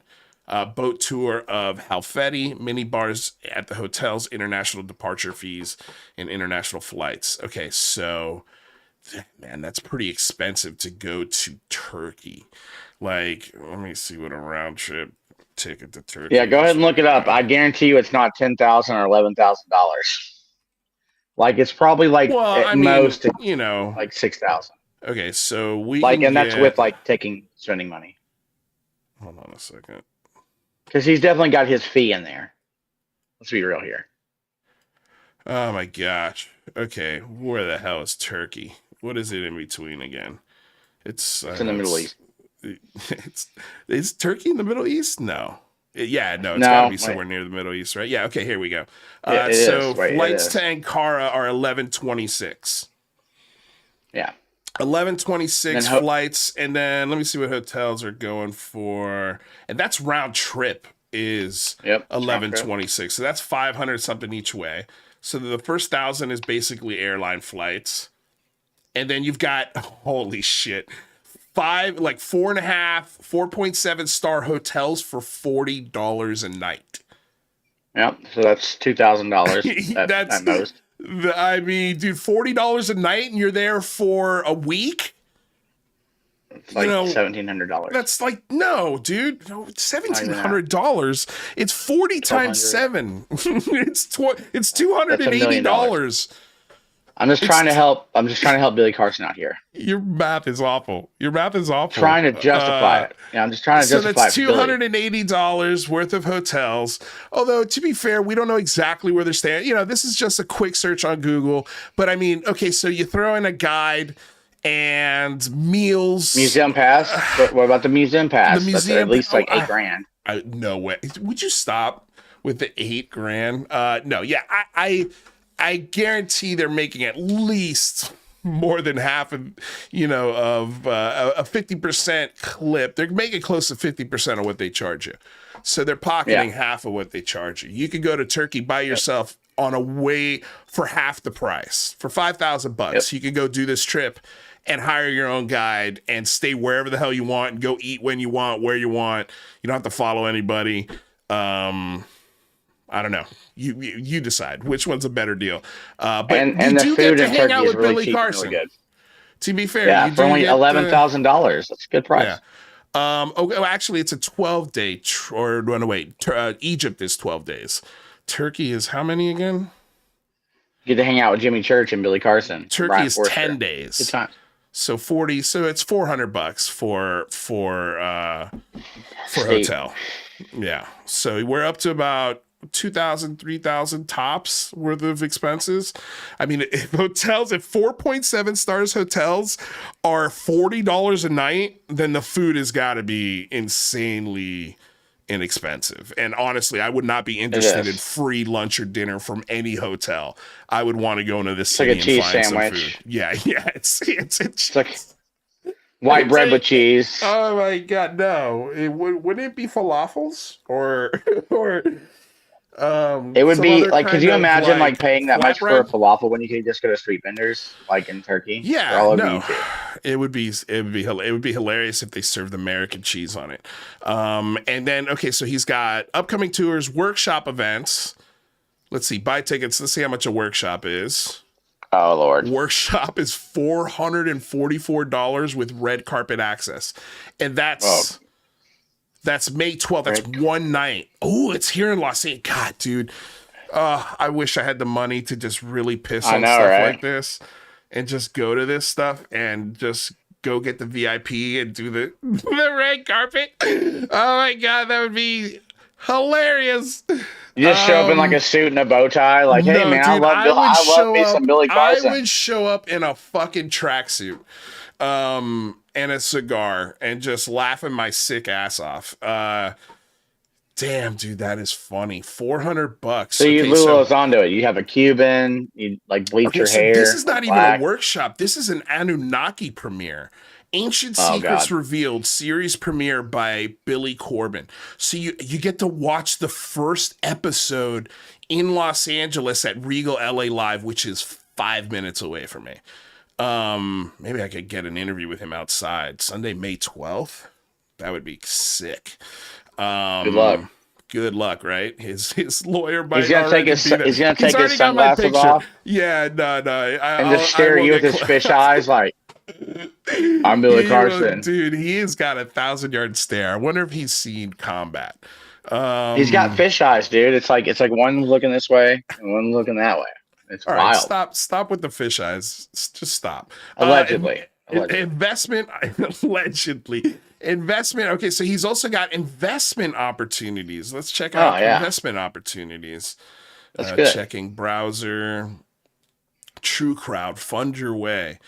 Raised to date 15. He's raised 1,500. Oh wait, he's raised $1.5 million.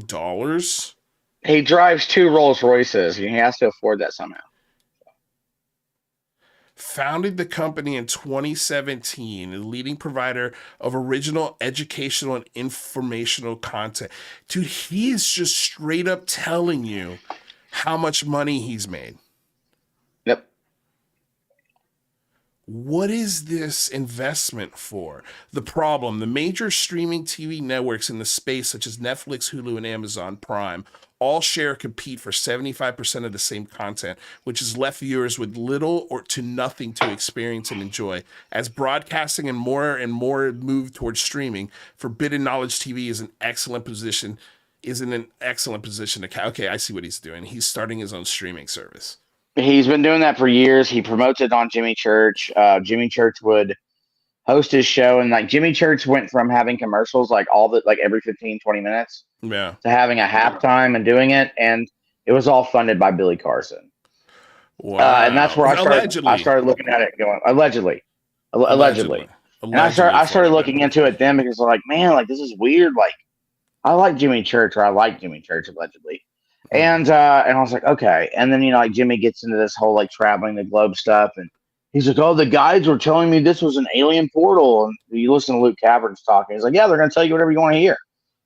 Okay, so they reached. Okay, so activation and traction. This is you're right. Like they've been at this since. Well, they hit 3,000 subscribers. That was a milestone. Paid subscribers on May 31st, 2020. Yeah, it's been a while. And they actually reached 3,400 on that date. And today they have. Well, I don't know. It doesn't say. But they've probably have like 15, 20K. This is gold right here. I love his investment breakdown here. So you've got they've been audited. I know they've been audited by Set Apart FS. Price per share is $2.50. Minimum investment is $250. So when I say $2.50, $2.50 per share, and you have to invest at the minimum $250. The requested investment is $250. The investment increments is $25. Minimum goal $10,000. Stretch goal is $1.575 million, which he's already hit. Oh no, wait, no, not yet. He hasn't hit that yet. Maximum goal is $4.6 million with a value. He's valuing this company at $50 million. Yeah, he's raised. Okay, well, according to this, it says that the raise start date was October 10th, 2023. So he's raised almost $1.6 million in a few months. Yeah, less than a year. Yeah, he's killing it. But he's doing fake car giveaways allegedly. All this stuff allegedly, and that's why like everyone just gives him a pass because allegedly he sounds like a lunatic. Wow. And I talk to people who love this stuff like Rebirthing the Word and people who study these texts and stuff, and they're like, this dude's talking straight nonsense. Well, and so I looked into it and found out about like the GoFundMe's allegedly and the other things allegedly, and then Hollywood, which I know like me and her probably aren't on the best terms right now.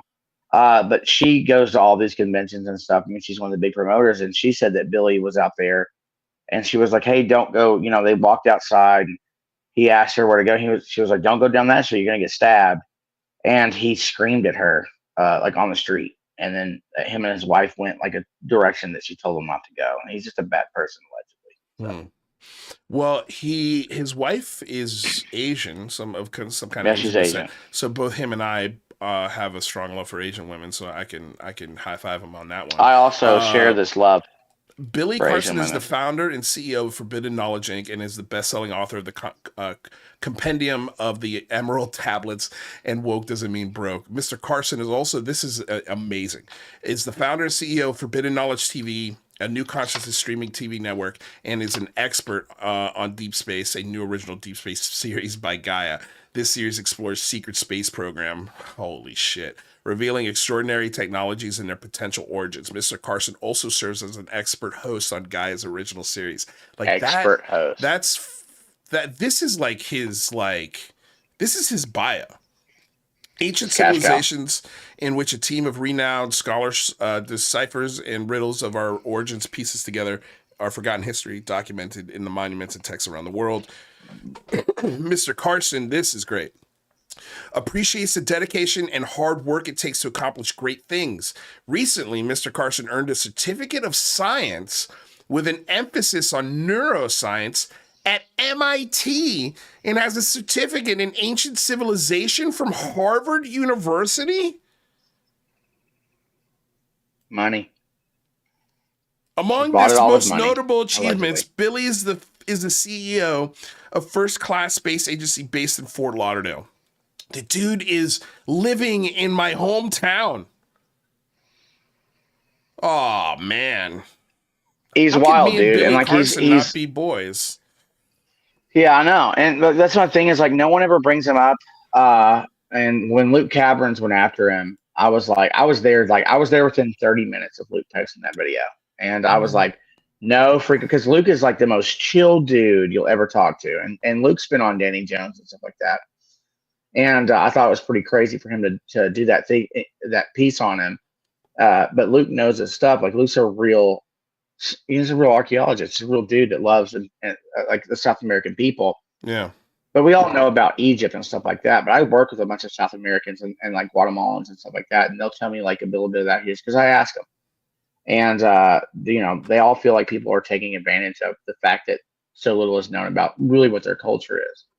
And Billy just takes advantage of that allegedly. And allegedly. And I just think that that's ridiculous.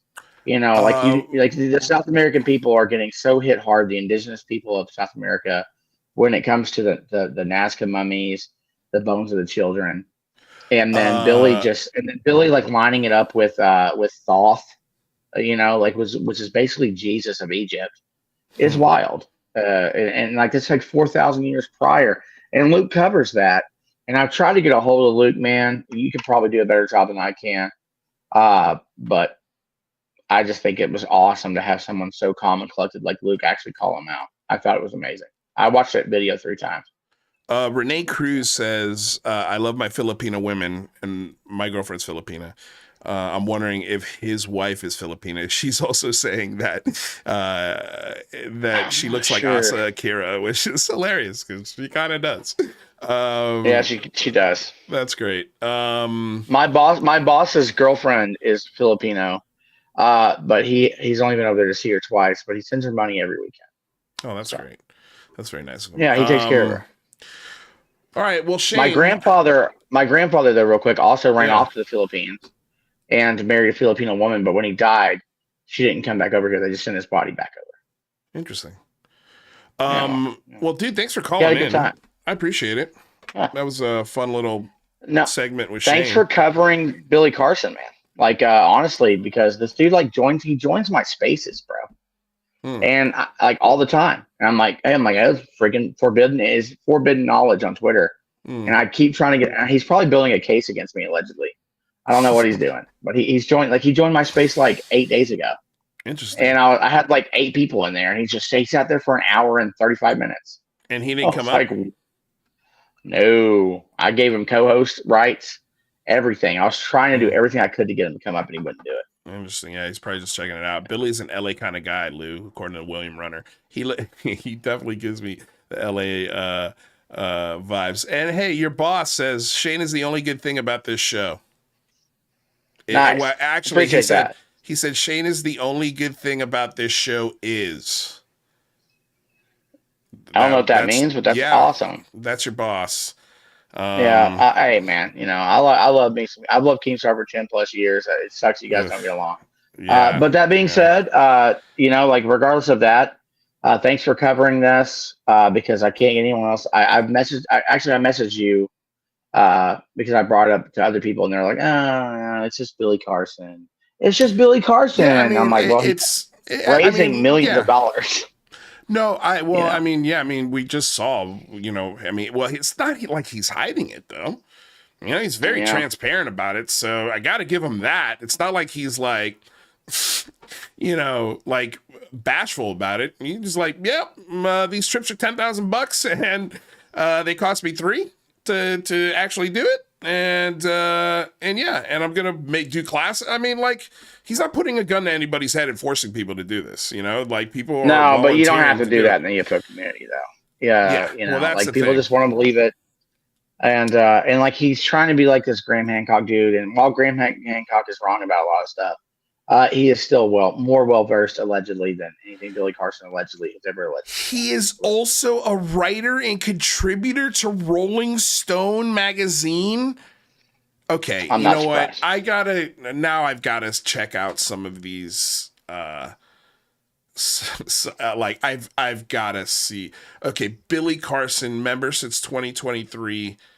He is on the Rolling Stone website. Oh, Culture Council. Skills, community building, mentoring. Wow. Rolling. But he doesn't have any published content. Any published content from, let me see. Is expert panel. Let me see. Expert panel. Maybe he's on this expert panel. It's got to be like some consultant I don't have or time something. to sit here and read it. Yeah, something. He's got to be a consultant or something. Something that just at the bare minimum allows him to allegedly use that credential allegedly. So, dude, that's wild. The whole thing is wild, man. I've been looking into it for like over a year. This is wild that he's on the. Okay, let me just click this to make sure this is the actual. It is. It's the Rolling Stone website. He's been on the. Man, wild, absolutely wild. But yeah, Lou, I'm gonna get off here, man. Thank you for letting me come on. Yeah, man. Great show. Yep. Thanks for coming on. I'll talk to you soon. Peace out. Yep. Later. All right. That is UFO Shane being way more entertaining than he is anywhere else. Here on Lou Reviews. So there you go. There you have it. We bring out the best in Shane. So thanks for being here, Shane. Thanks for the donations. I appreciate it. Yeah, this is just weird, man. This is just weird. Yeah, this isn't true. This isn't true. That's not true. You kind of lost your influence. Nobody really listens to you anymore. Do they? Yeah, not really. How many people did you guys have in that Fire Sky stream? Was it 60? You guys were like begging to have me on your show. I'm such a loser, but you guys were begging to have me on this show. Begging to come on my show.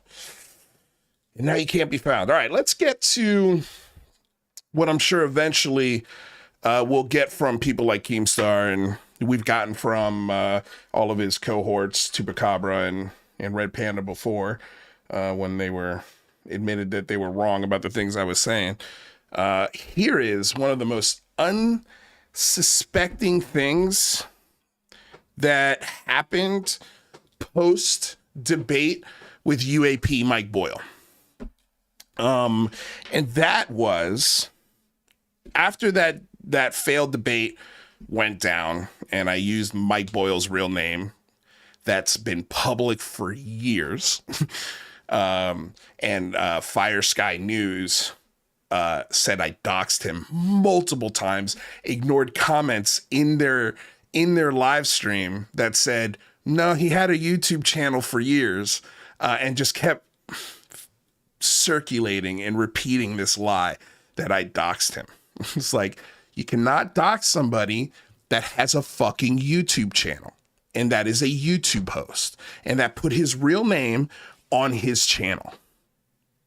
Explain to me, and make it make sense, Keemstar. Make it make sense, as he loves to say. In Unreal. But this was uplifting tweets coming into my space. And if you don't know, or if you do know, Uplifting Tweets was one of the first accounts to use pictures of my girlfriend and circulate them as t-shirts and memes.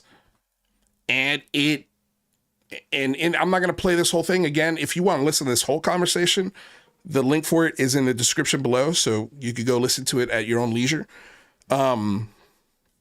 But he basically was one of the people who gave the green light to the entire community that it was okay to attack me and say and do whatever the fuck you want.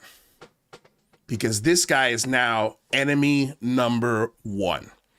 And so if that means we got to go after his girlfriend, if that means we got to go after other family members, if that means we can't find anything, we can't find arrest records in Lou's past, we can't find racism in Lou's past, we can't find homophobia or any sort of unacceptable behavior outside of the realm of acting and entertaining friends. Like, there's no professional relationship I have ever had ended because of the racist things and tirades that I've said and done on either my show or any of my platforms. They have not been able to find any of that shit, and they never will, because none of that shit exists. It's just not out there.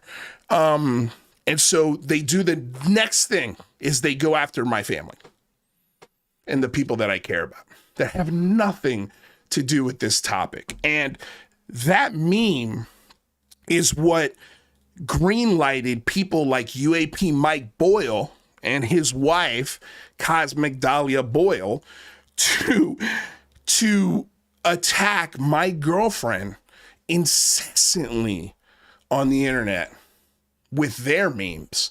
And guess who was liking and retweeting all that shit? Fettuccine Split. And again, that stuff is the coal in the fire of the choo-choo train that is the madness of UFO Twitter. And because these guys are big accounts and they're people that people respect, they listen and follow them. And then they start making their own memes or start coming to my page or my girlfriend's page to make fun of our weight or make fun of what we look like, or, make more memes and more shit, because they know that that's what bothers me. That's what bothers her. It's anything to hurt. So I've explained that these are the tactics that Mike has done.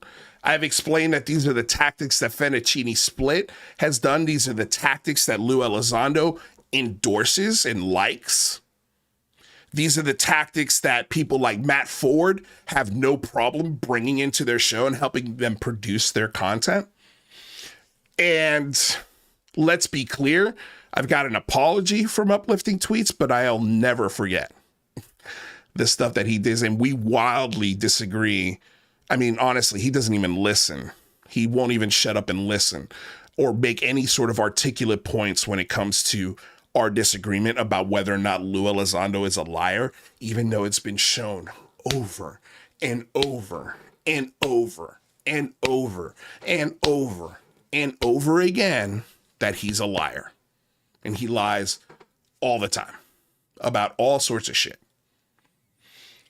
And that is his biggest beef with me. And we couldn't get past that. Maybe one day we could dive more into that. And he also doesn't believe that he believes just because nobody's shown up at my door and put a gun in my face, or because nobody's shown up at a show that I do out here in Los Angeles and done something stupid, because none of that has happened, therefore his meme is harmless and didn't instigate people to just unload on me. That's where we definitely agree. And that's also just a layer of his apologies a little empty if he doesn't understand the damage that those memes cause in real life and the fear that they cause in real life, especially when you're getting death threats. So we're going to listen to a little bit of this, but it was wild. This was the least expected thing that I thought would happen in this space, was a confession from this guy saying everything I just said was correct, and he did it. He apologizes for it.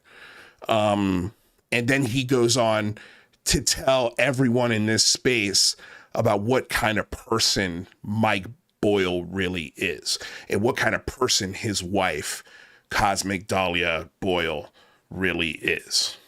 And he lays it all out. And this space, I believe, broke him. Since this space has quit Twitter, you're welcome. Since this space, he has, Cosmic Dahlia Boyle has quit Twitter, you're welcome. And again, I've been validated and I'm correct. And so, yeah, this is kind of a victory lap, especially this moment right here. So let's take a listen. Uplifting tweets will go to you, and then back to all things. Hey, first, I just want to say thank you for unblocking me. I totally get why you'd be hesitant.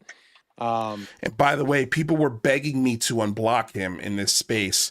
And the only reason why I did it is because they said that he had a major falling out with UAP Mike for the last week. And this is the first opportunity that he took to say exactly what was happening between him and Mike.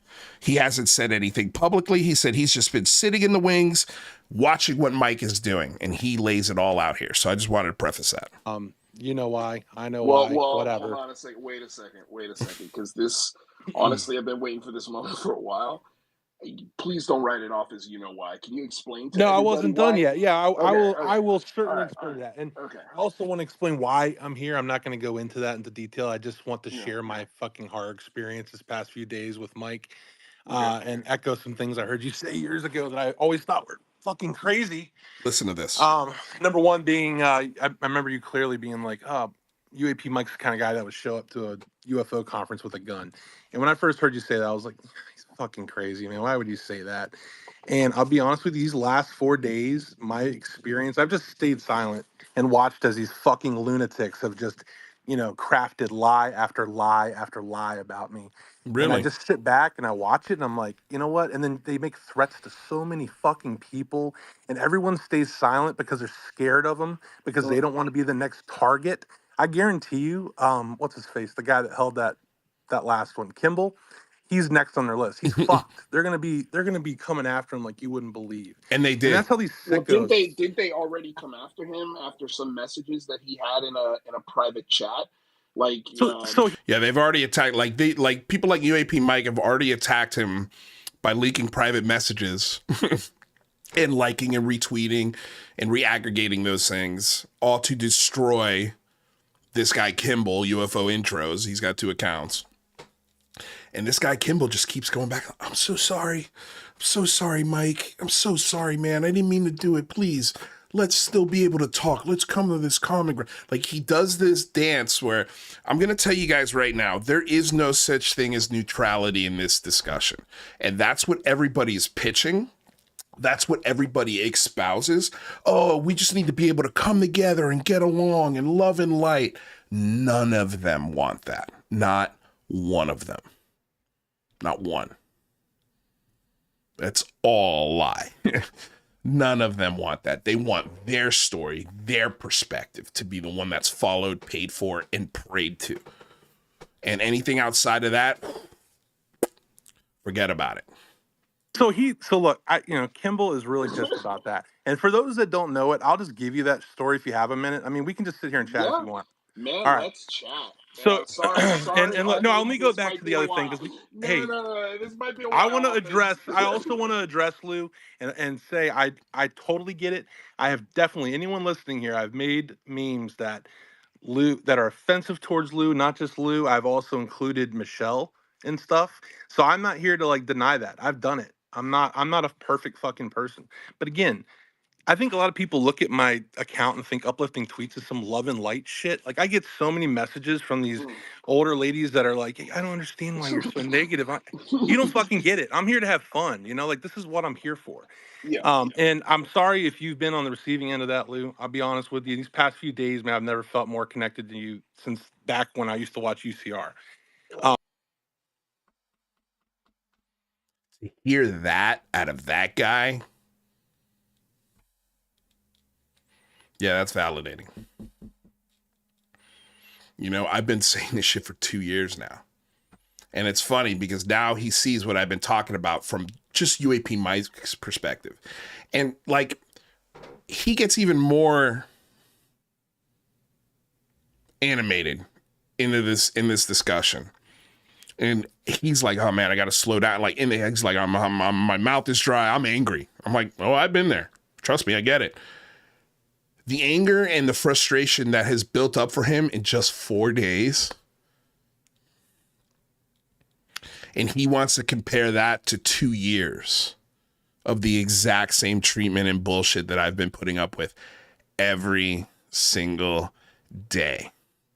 Don't sit here and try to compare 4 days to 2 years. And he does try to do that in this conversation. And that's where I would love to really dissect and slow down and go over the facts with this guy. Because I think after hearing this, and also like a little bit later in this not pretty soon actually, we hear his child in this conversation. So he's a dad.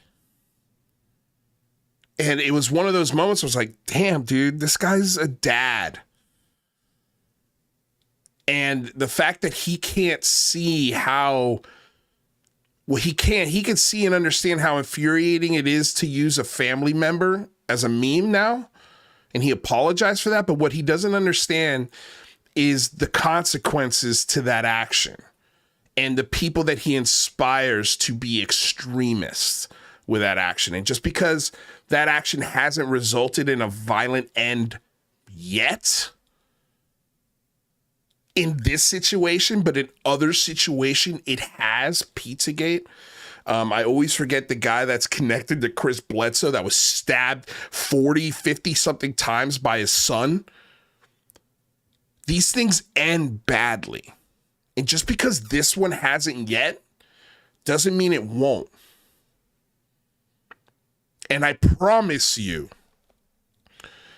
memes like this give people permission to go to those extreme measures. And that's where we are vastly different on, oh, it's just a joke. I make memes all the time. I'm in comedy. I do comedy at the most famous comedy theater in Los Angeles. Every month we do a show. Sold out. I understand comedy, but I've never once, ever, even in the most extreme and close of friendships, have ever brought anybody's wife or kids into a joke. Never once. And I've never done that with a meme. I've never looked up anybody's work, their LinkedIns, and find out where they're employed, which if I did some research, I could find you, Joyce and Mike. I could find you. Trust me when I tell you. I've got enough information. Okay? I could go to your LinkedIns. I could tell people where you work like you did with my family.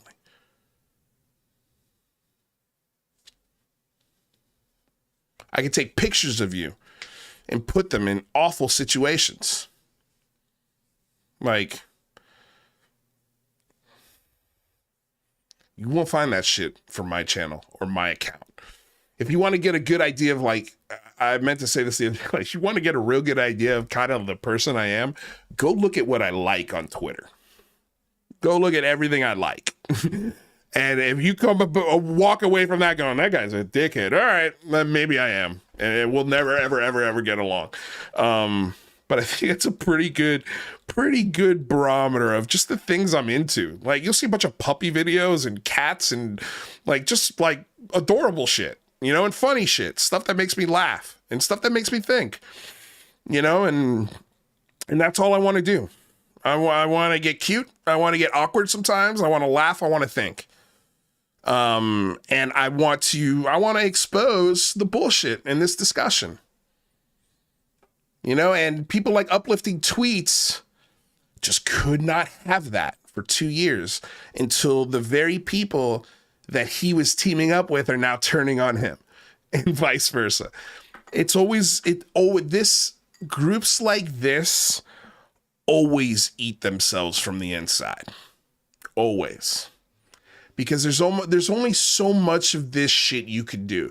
There's only so much joking and prodding and fucking around, especially if you're not doing it face to face, and especially if you're losing people in translation because your entire friendship is based off of Twitter.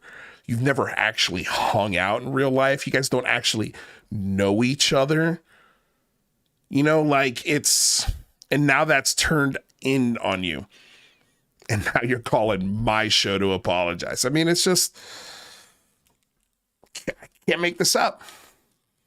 And I haven't made any of this shit up. And I hope you guys are starting to realize that. Some of you out there that are listening, that are on the fence. And by the way, if you're new to the channel, if you've been listening this long, hit that subscribe button, hit the like button, hit the share button, tell people we're live. We're going a little longer than a normal 2-hour show because this, to me, was the most amazing thing that happened this week. So let's listen to a little more, and then we'll conclude this show here pretty soon. Do I disagree with you on everything? 100%. Like, I would never have done what Mike did there. Like, what the fuck is the point in debating over UFOs? We know how you feel. We know how he feels. What the fuck is going to be like? Let's let you two go at it and talk about your personal beef. Like, that's what I came for. And the fact that what's his name, UFO intros piece of shit, Kimball, fucking ended it and didn't let it continue. That showed me a lot. That he is actually like, I'm sorry, I'm getting all worked up. Let's calm down here. I get it. No, Dude, there's a lot going on. So let's go back to that Kimball thing and what he's pissed about and what Kimball is referencing. Kimball is referencing a situation where he had a private group chat with like 3 people. I don't even remember who the fuck they were. And they invited the company bagadicks.com to join their fucking chat. Like, one of those idiots just invited a corporate account to join their chat. They thought it'd be funny. Oh, well, those dumb fucks didn't realize that the person that owns that company is someone we know. And they were like, hey guys, look at this. So for fucking a month or so, we got to see everything they were talking about. It was fucking crazy. Yeah. They wouldn't show us everything. And the reason was because these guys were passing around apparently nudes. I never saw any because it's illegal to pass around nudes of potentially women that are underage. Wow. So when that occurred, all that stuff I was told was turned over to the authorities. Wow. So anyhow, Kimball is fucking pissed about that. And he's been after KMF. He's been after everyone forever and blaming everyone else instead of just being like, yeah, it fucking happened. Right. He can't accept it. So anyhow, that's just the backstory on that one. And, you know, he hates me or has a problem with me because I kept bringing up the fact that money's exchanged. You know, he's buying laptops for Shane and all this bullshit. And I'm thinking, why is money being exchanged in a community about UFOs? Like, and that's a move too. Like, that's the second time I've heard a laptop being bought by somebody. The first one is a laptop being bought for Jay Anderson, a Project Unity, by guess who? Ross Coulthart. And he admits this. Like, that's not a thing I heard. That's just fact. Ross Coulthart bought him a laptop. Don't you think that the price of that laptop bought a little bit of his loyalty too, and maybe some of his good sense as well?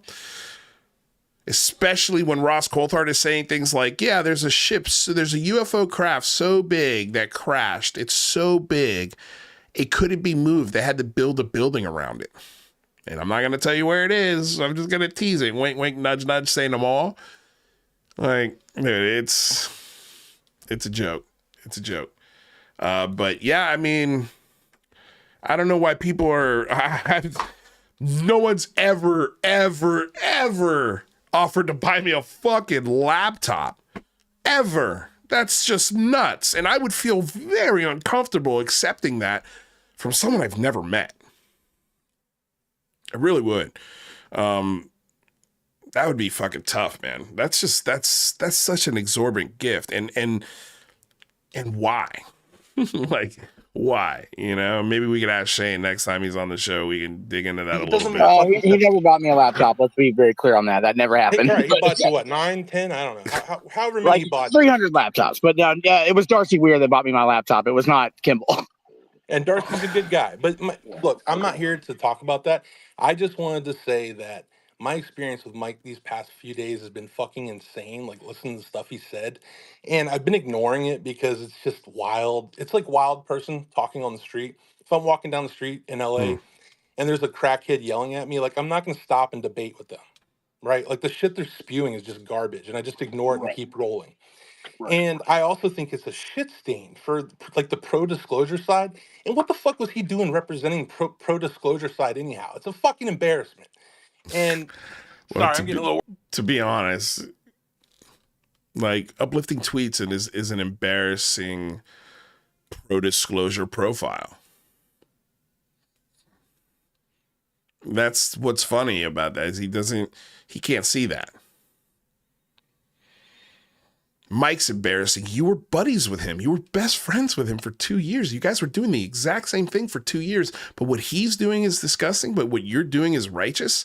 Him representing the pro disclosure movement is unacceptable. But it's okay. Explain it to me. A little worked up here on UAP Mike. He's really got me sauced up these past couple days. Can you be? I'm sorry to just stop you down, man. I want you to take a second to breathe here because I know exactly. I've been in those shoes. Can you be a little more specific about what has he been doing the last couple of days, where you're like, oh yeah, I've heard that before. So that way people can understand, like, the things that I've said about this guy. When I tell you, he would call me, and he would call Mike. And he would call Rather, and he would just go on and on and on and on and on. And at one point, Mike's like, I can't fucking do this anymore, man. Like, and he was part of the reason why Mike quit the show, like, because he couldn't deal with UAP Mike and all of this just incessant bullshit. Yeah, it's a pattern of manipulation. That's what it is, Lou, and it's gone on for years. And unfortunately, I am very guilty of partaking in it because when I first came to fucking UFO Twitter, he was one of the first people I interacted with. Always good guy to me, cool. Never had a problem. That's how it starts. Yeah, it was fine, man. And like, honestly, everything from my perspective, other than him attacking my friends and like me being afraid to speak up about it because of watching his actions and the way he reacts when you do like have a minor disagreement with him. It's fucking insane, and the dude needs to get some clinical help, like, seriously. So I've come these past few days, I've come to the conclusion that either he's having a manic situation going on. He's been very open about his family's history of mental illness. I think that's either happening because he's attacking so many fucking people, or B, Kimball or someone is behind this, Keemstar, with money, trying to create division in the community. Now, that sounds crazy, right? But if I was to get into the details, you probably wouldn't think it's so fucking crazy. But it's something I'm keeping my eyes on. And this is the only time you're going to even hear me talk about it. I find these fucking two to be despicable pieces of shit. And they're fucking losers, and they do nothing but sit around their fucking house all day, fucking spewing hate and being total pieces of shit. And when lies. you say these two people, who do you mean? Oh, his fucking wife. The one that sits in the spaces and goes ding ding ding, and like her only job is to fucking play music. Yeah. But anyhow, I don't mean to So all of those stories that I said about UAP Mike, all of those things that I've said about uplifting tweets and about King Milkfart, and that's the other thing, is this guy's best friends with King Milkfart. Like, you want to talk about a stain on the positive disclosure movement. I can't put that label on Matt Ford because at least he's presenting it in a respectable manner, and it, like, Of course, I probably would love that show if I was you, you know, because that's exactly what you guys told me my show should be. Everybody who hates me wanted me to do the Matt Ford show. And they were telling me how to do my show. And if I had listened to them, I would have beat Matt Ford to the punch by almost 2 years. And yeah, I'd be super successful right now. I definitely wouldn't be driving Uber, you know, like I wouldn't be, you know, working a normal 9 to 5. I'd be raking it in like Matt Ford is now. He's making a ton of money. He's got a ton of Patreons now. He's got he brags about how quickly his YouTube channel is growing. It's growing because he's talking positively about kooky UFO Santa Claus shit. Not because of his democratic political viewpoints and memes that he's making, because that failed. He couldn't get any traction with that. But the second he saw the numbers on a UFO discussion, whoo, boy, did the Good Trouble Show make a big fucking turn toward that discussion. So, yeah. You know, again, I'd love to see his YouTube numbers. I've shown mine many, many times. I've got no problem showing my YouTube numbers at all. So, love to see it from those guys. You know, but you won't.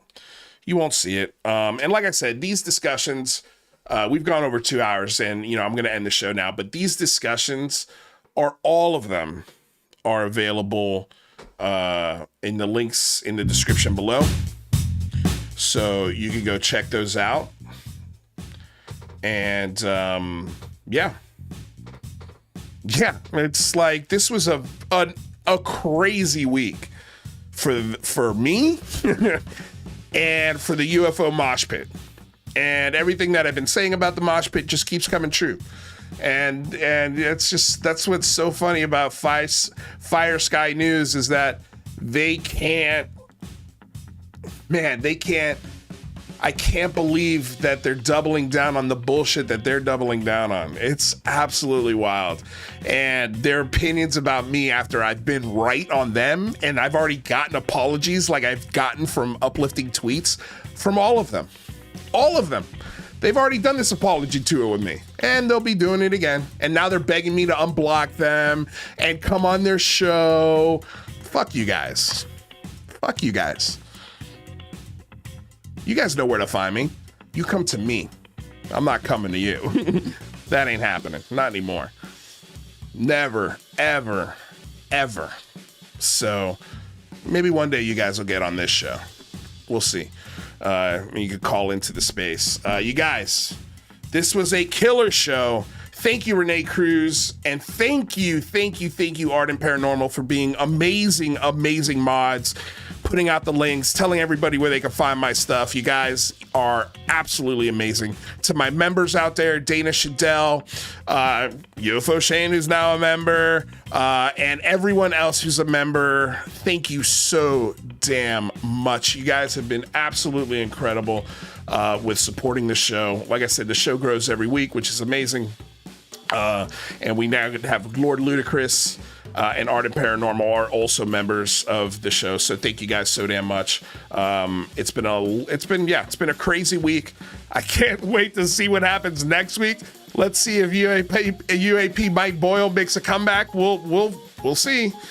I mean, yeah, I'm sure he will. I have a feeling we'll see Mr. UAP Mike Boyle again very soon. Very, very soon. Let me find something here. Yeah, there it is. I'm going to end on this here. We'll end on this one. Oh, this fucking guy. Just the laughs don't stop. You guys, just want to say again before you get out of here, don't forget to like, share, subscribe, share the show. That's a big one. Share the shit out of this show. Hit the bell so that way you're notified anytime we go live. And thank you to all the people who support us with the almighty dollar. It means the world to us. The link once again, is in the description below if you want to join our Patreon or our YouTube memberships. And let's see here. What else? Thank you for embarking on this journey of discovery together. Stay curious, stay skeptical, and thank you for subscribing to Lou Reviews and helping us raise the bar. Have a killer weekend, you guys. We're going to end this on a moment of zen, so to speak. Good afternoon, everyone. Happy 4th of July. Wanted to review some things that were said on Fade to Black with Jimmy Church last night. First, let me start by apologizing for my squinting and the lighting. Yeah, I left my sunglasses somewhere, who knows? So that's Monday, right? Okay, moving on. Richard said he was shown these documents, at least 2 to 3 pages, at the tail end of 2006. Tail end screams to me November, December. And he also said the person that showed it to him was, quote, highest caliber, impeccable source. I don't think Richard Dolan, I think that's a key. He's leaving us a breadcrumb, right? So, Klassenarbeit und ich lerne gerade und ich krieg das nicht in meinen Kopf rein, ich check's nicht. Und ich habe 2 unterschiedliche Sachen an. Und ich weiß nicht, was ich mit meinem Leben anfangen soll. Ich hasse Schule. Have a great weekend, you guys. I love you all. Peace out.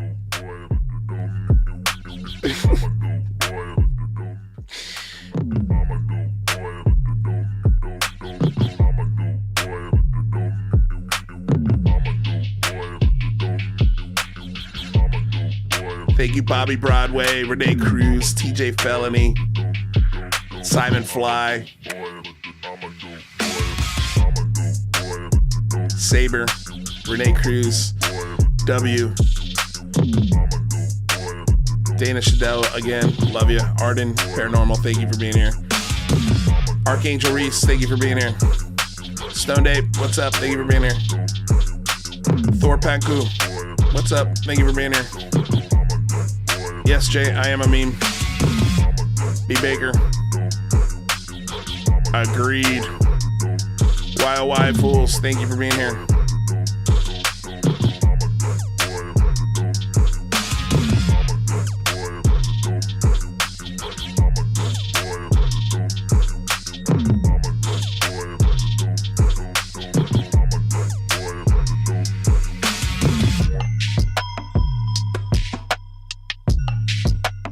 Have a great weekend, y'all. Peace out.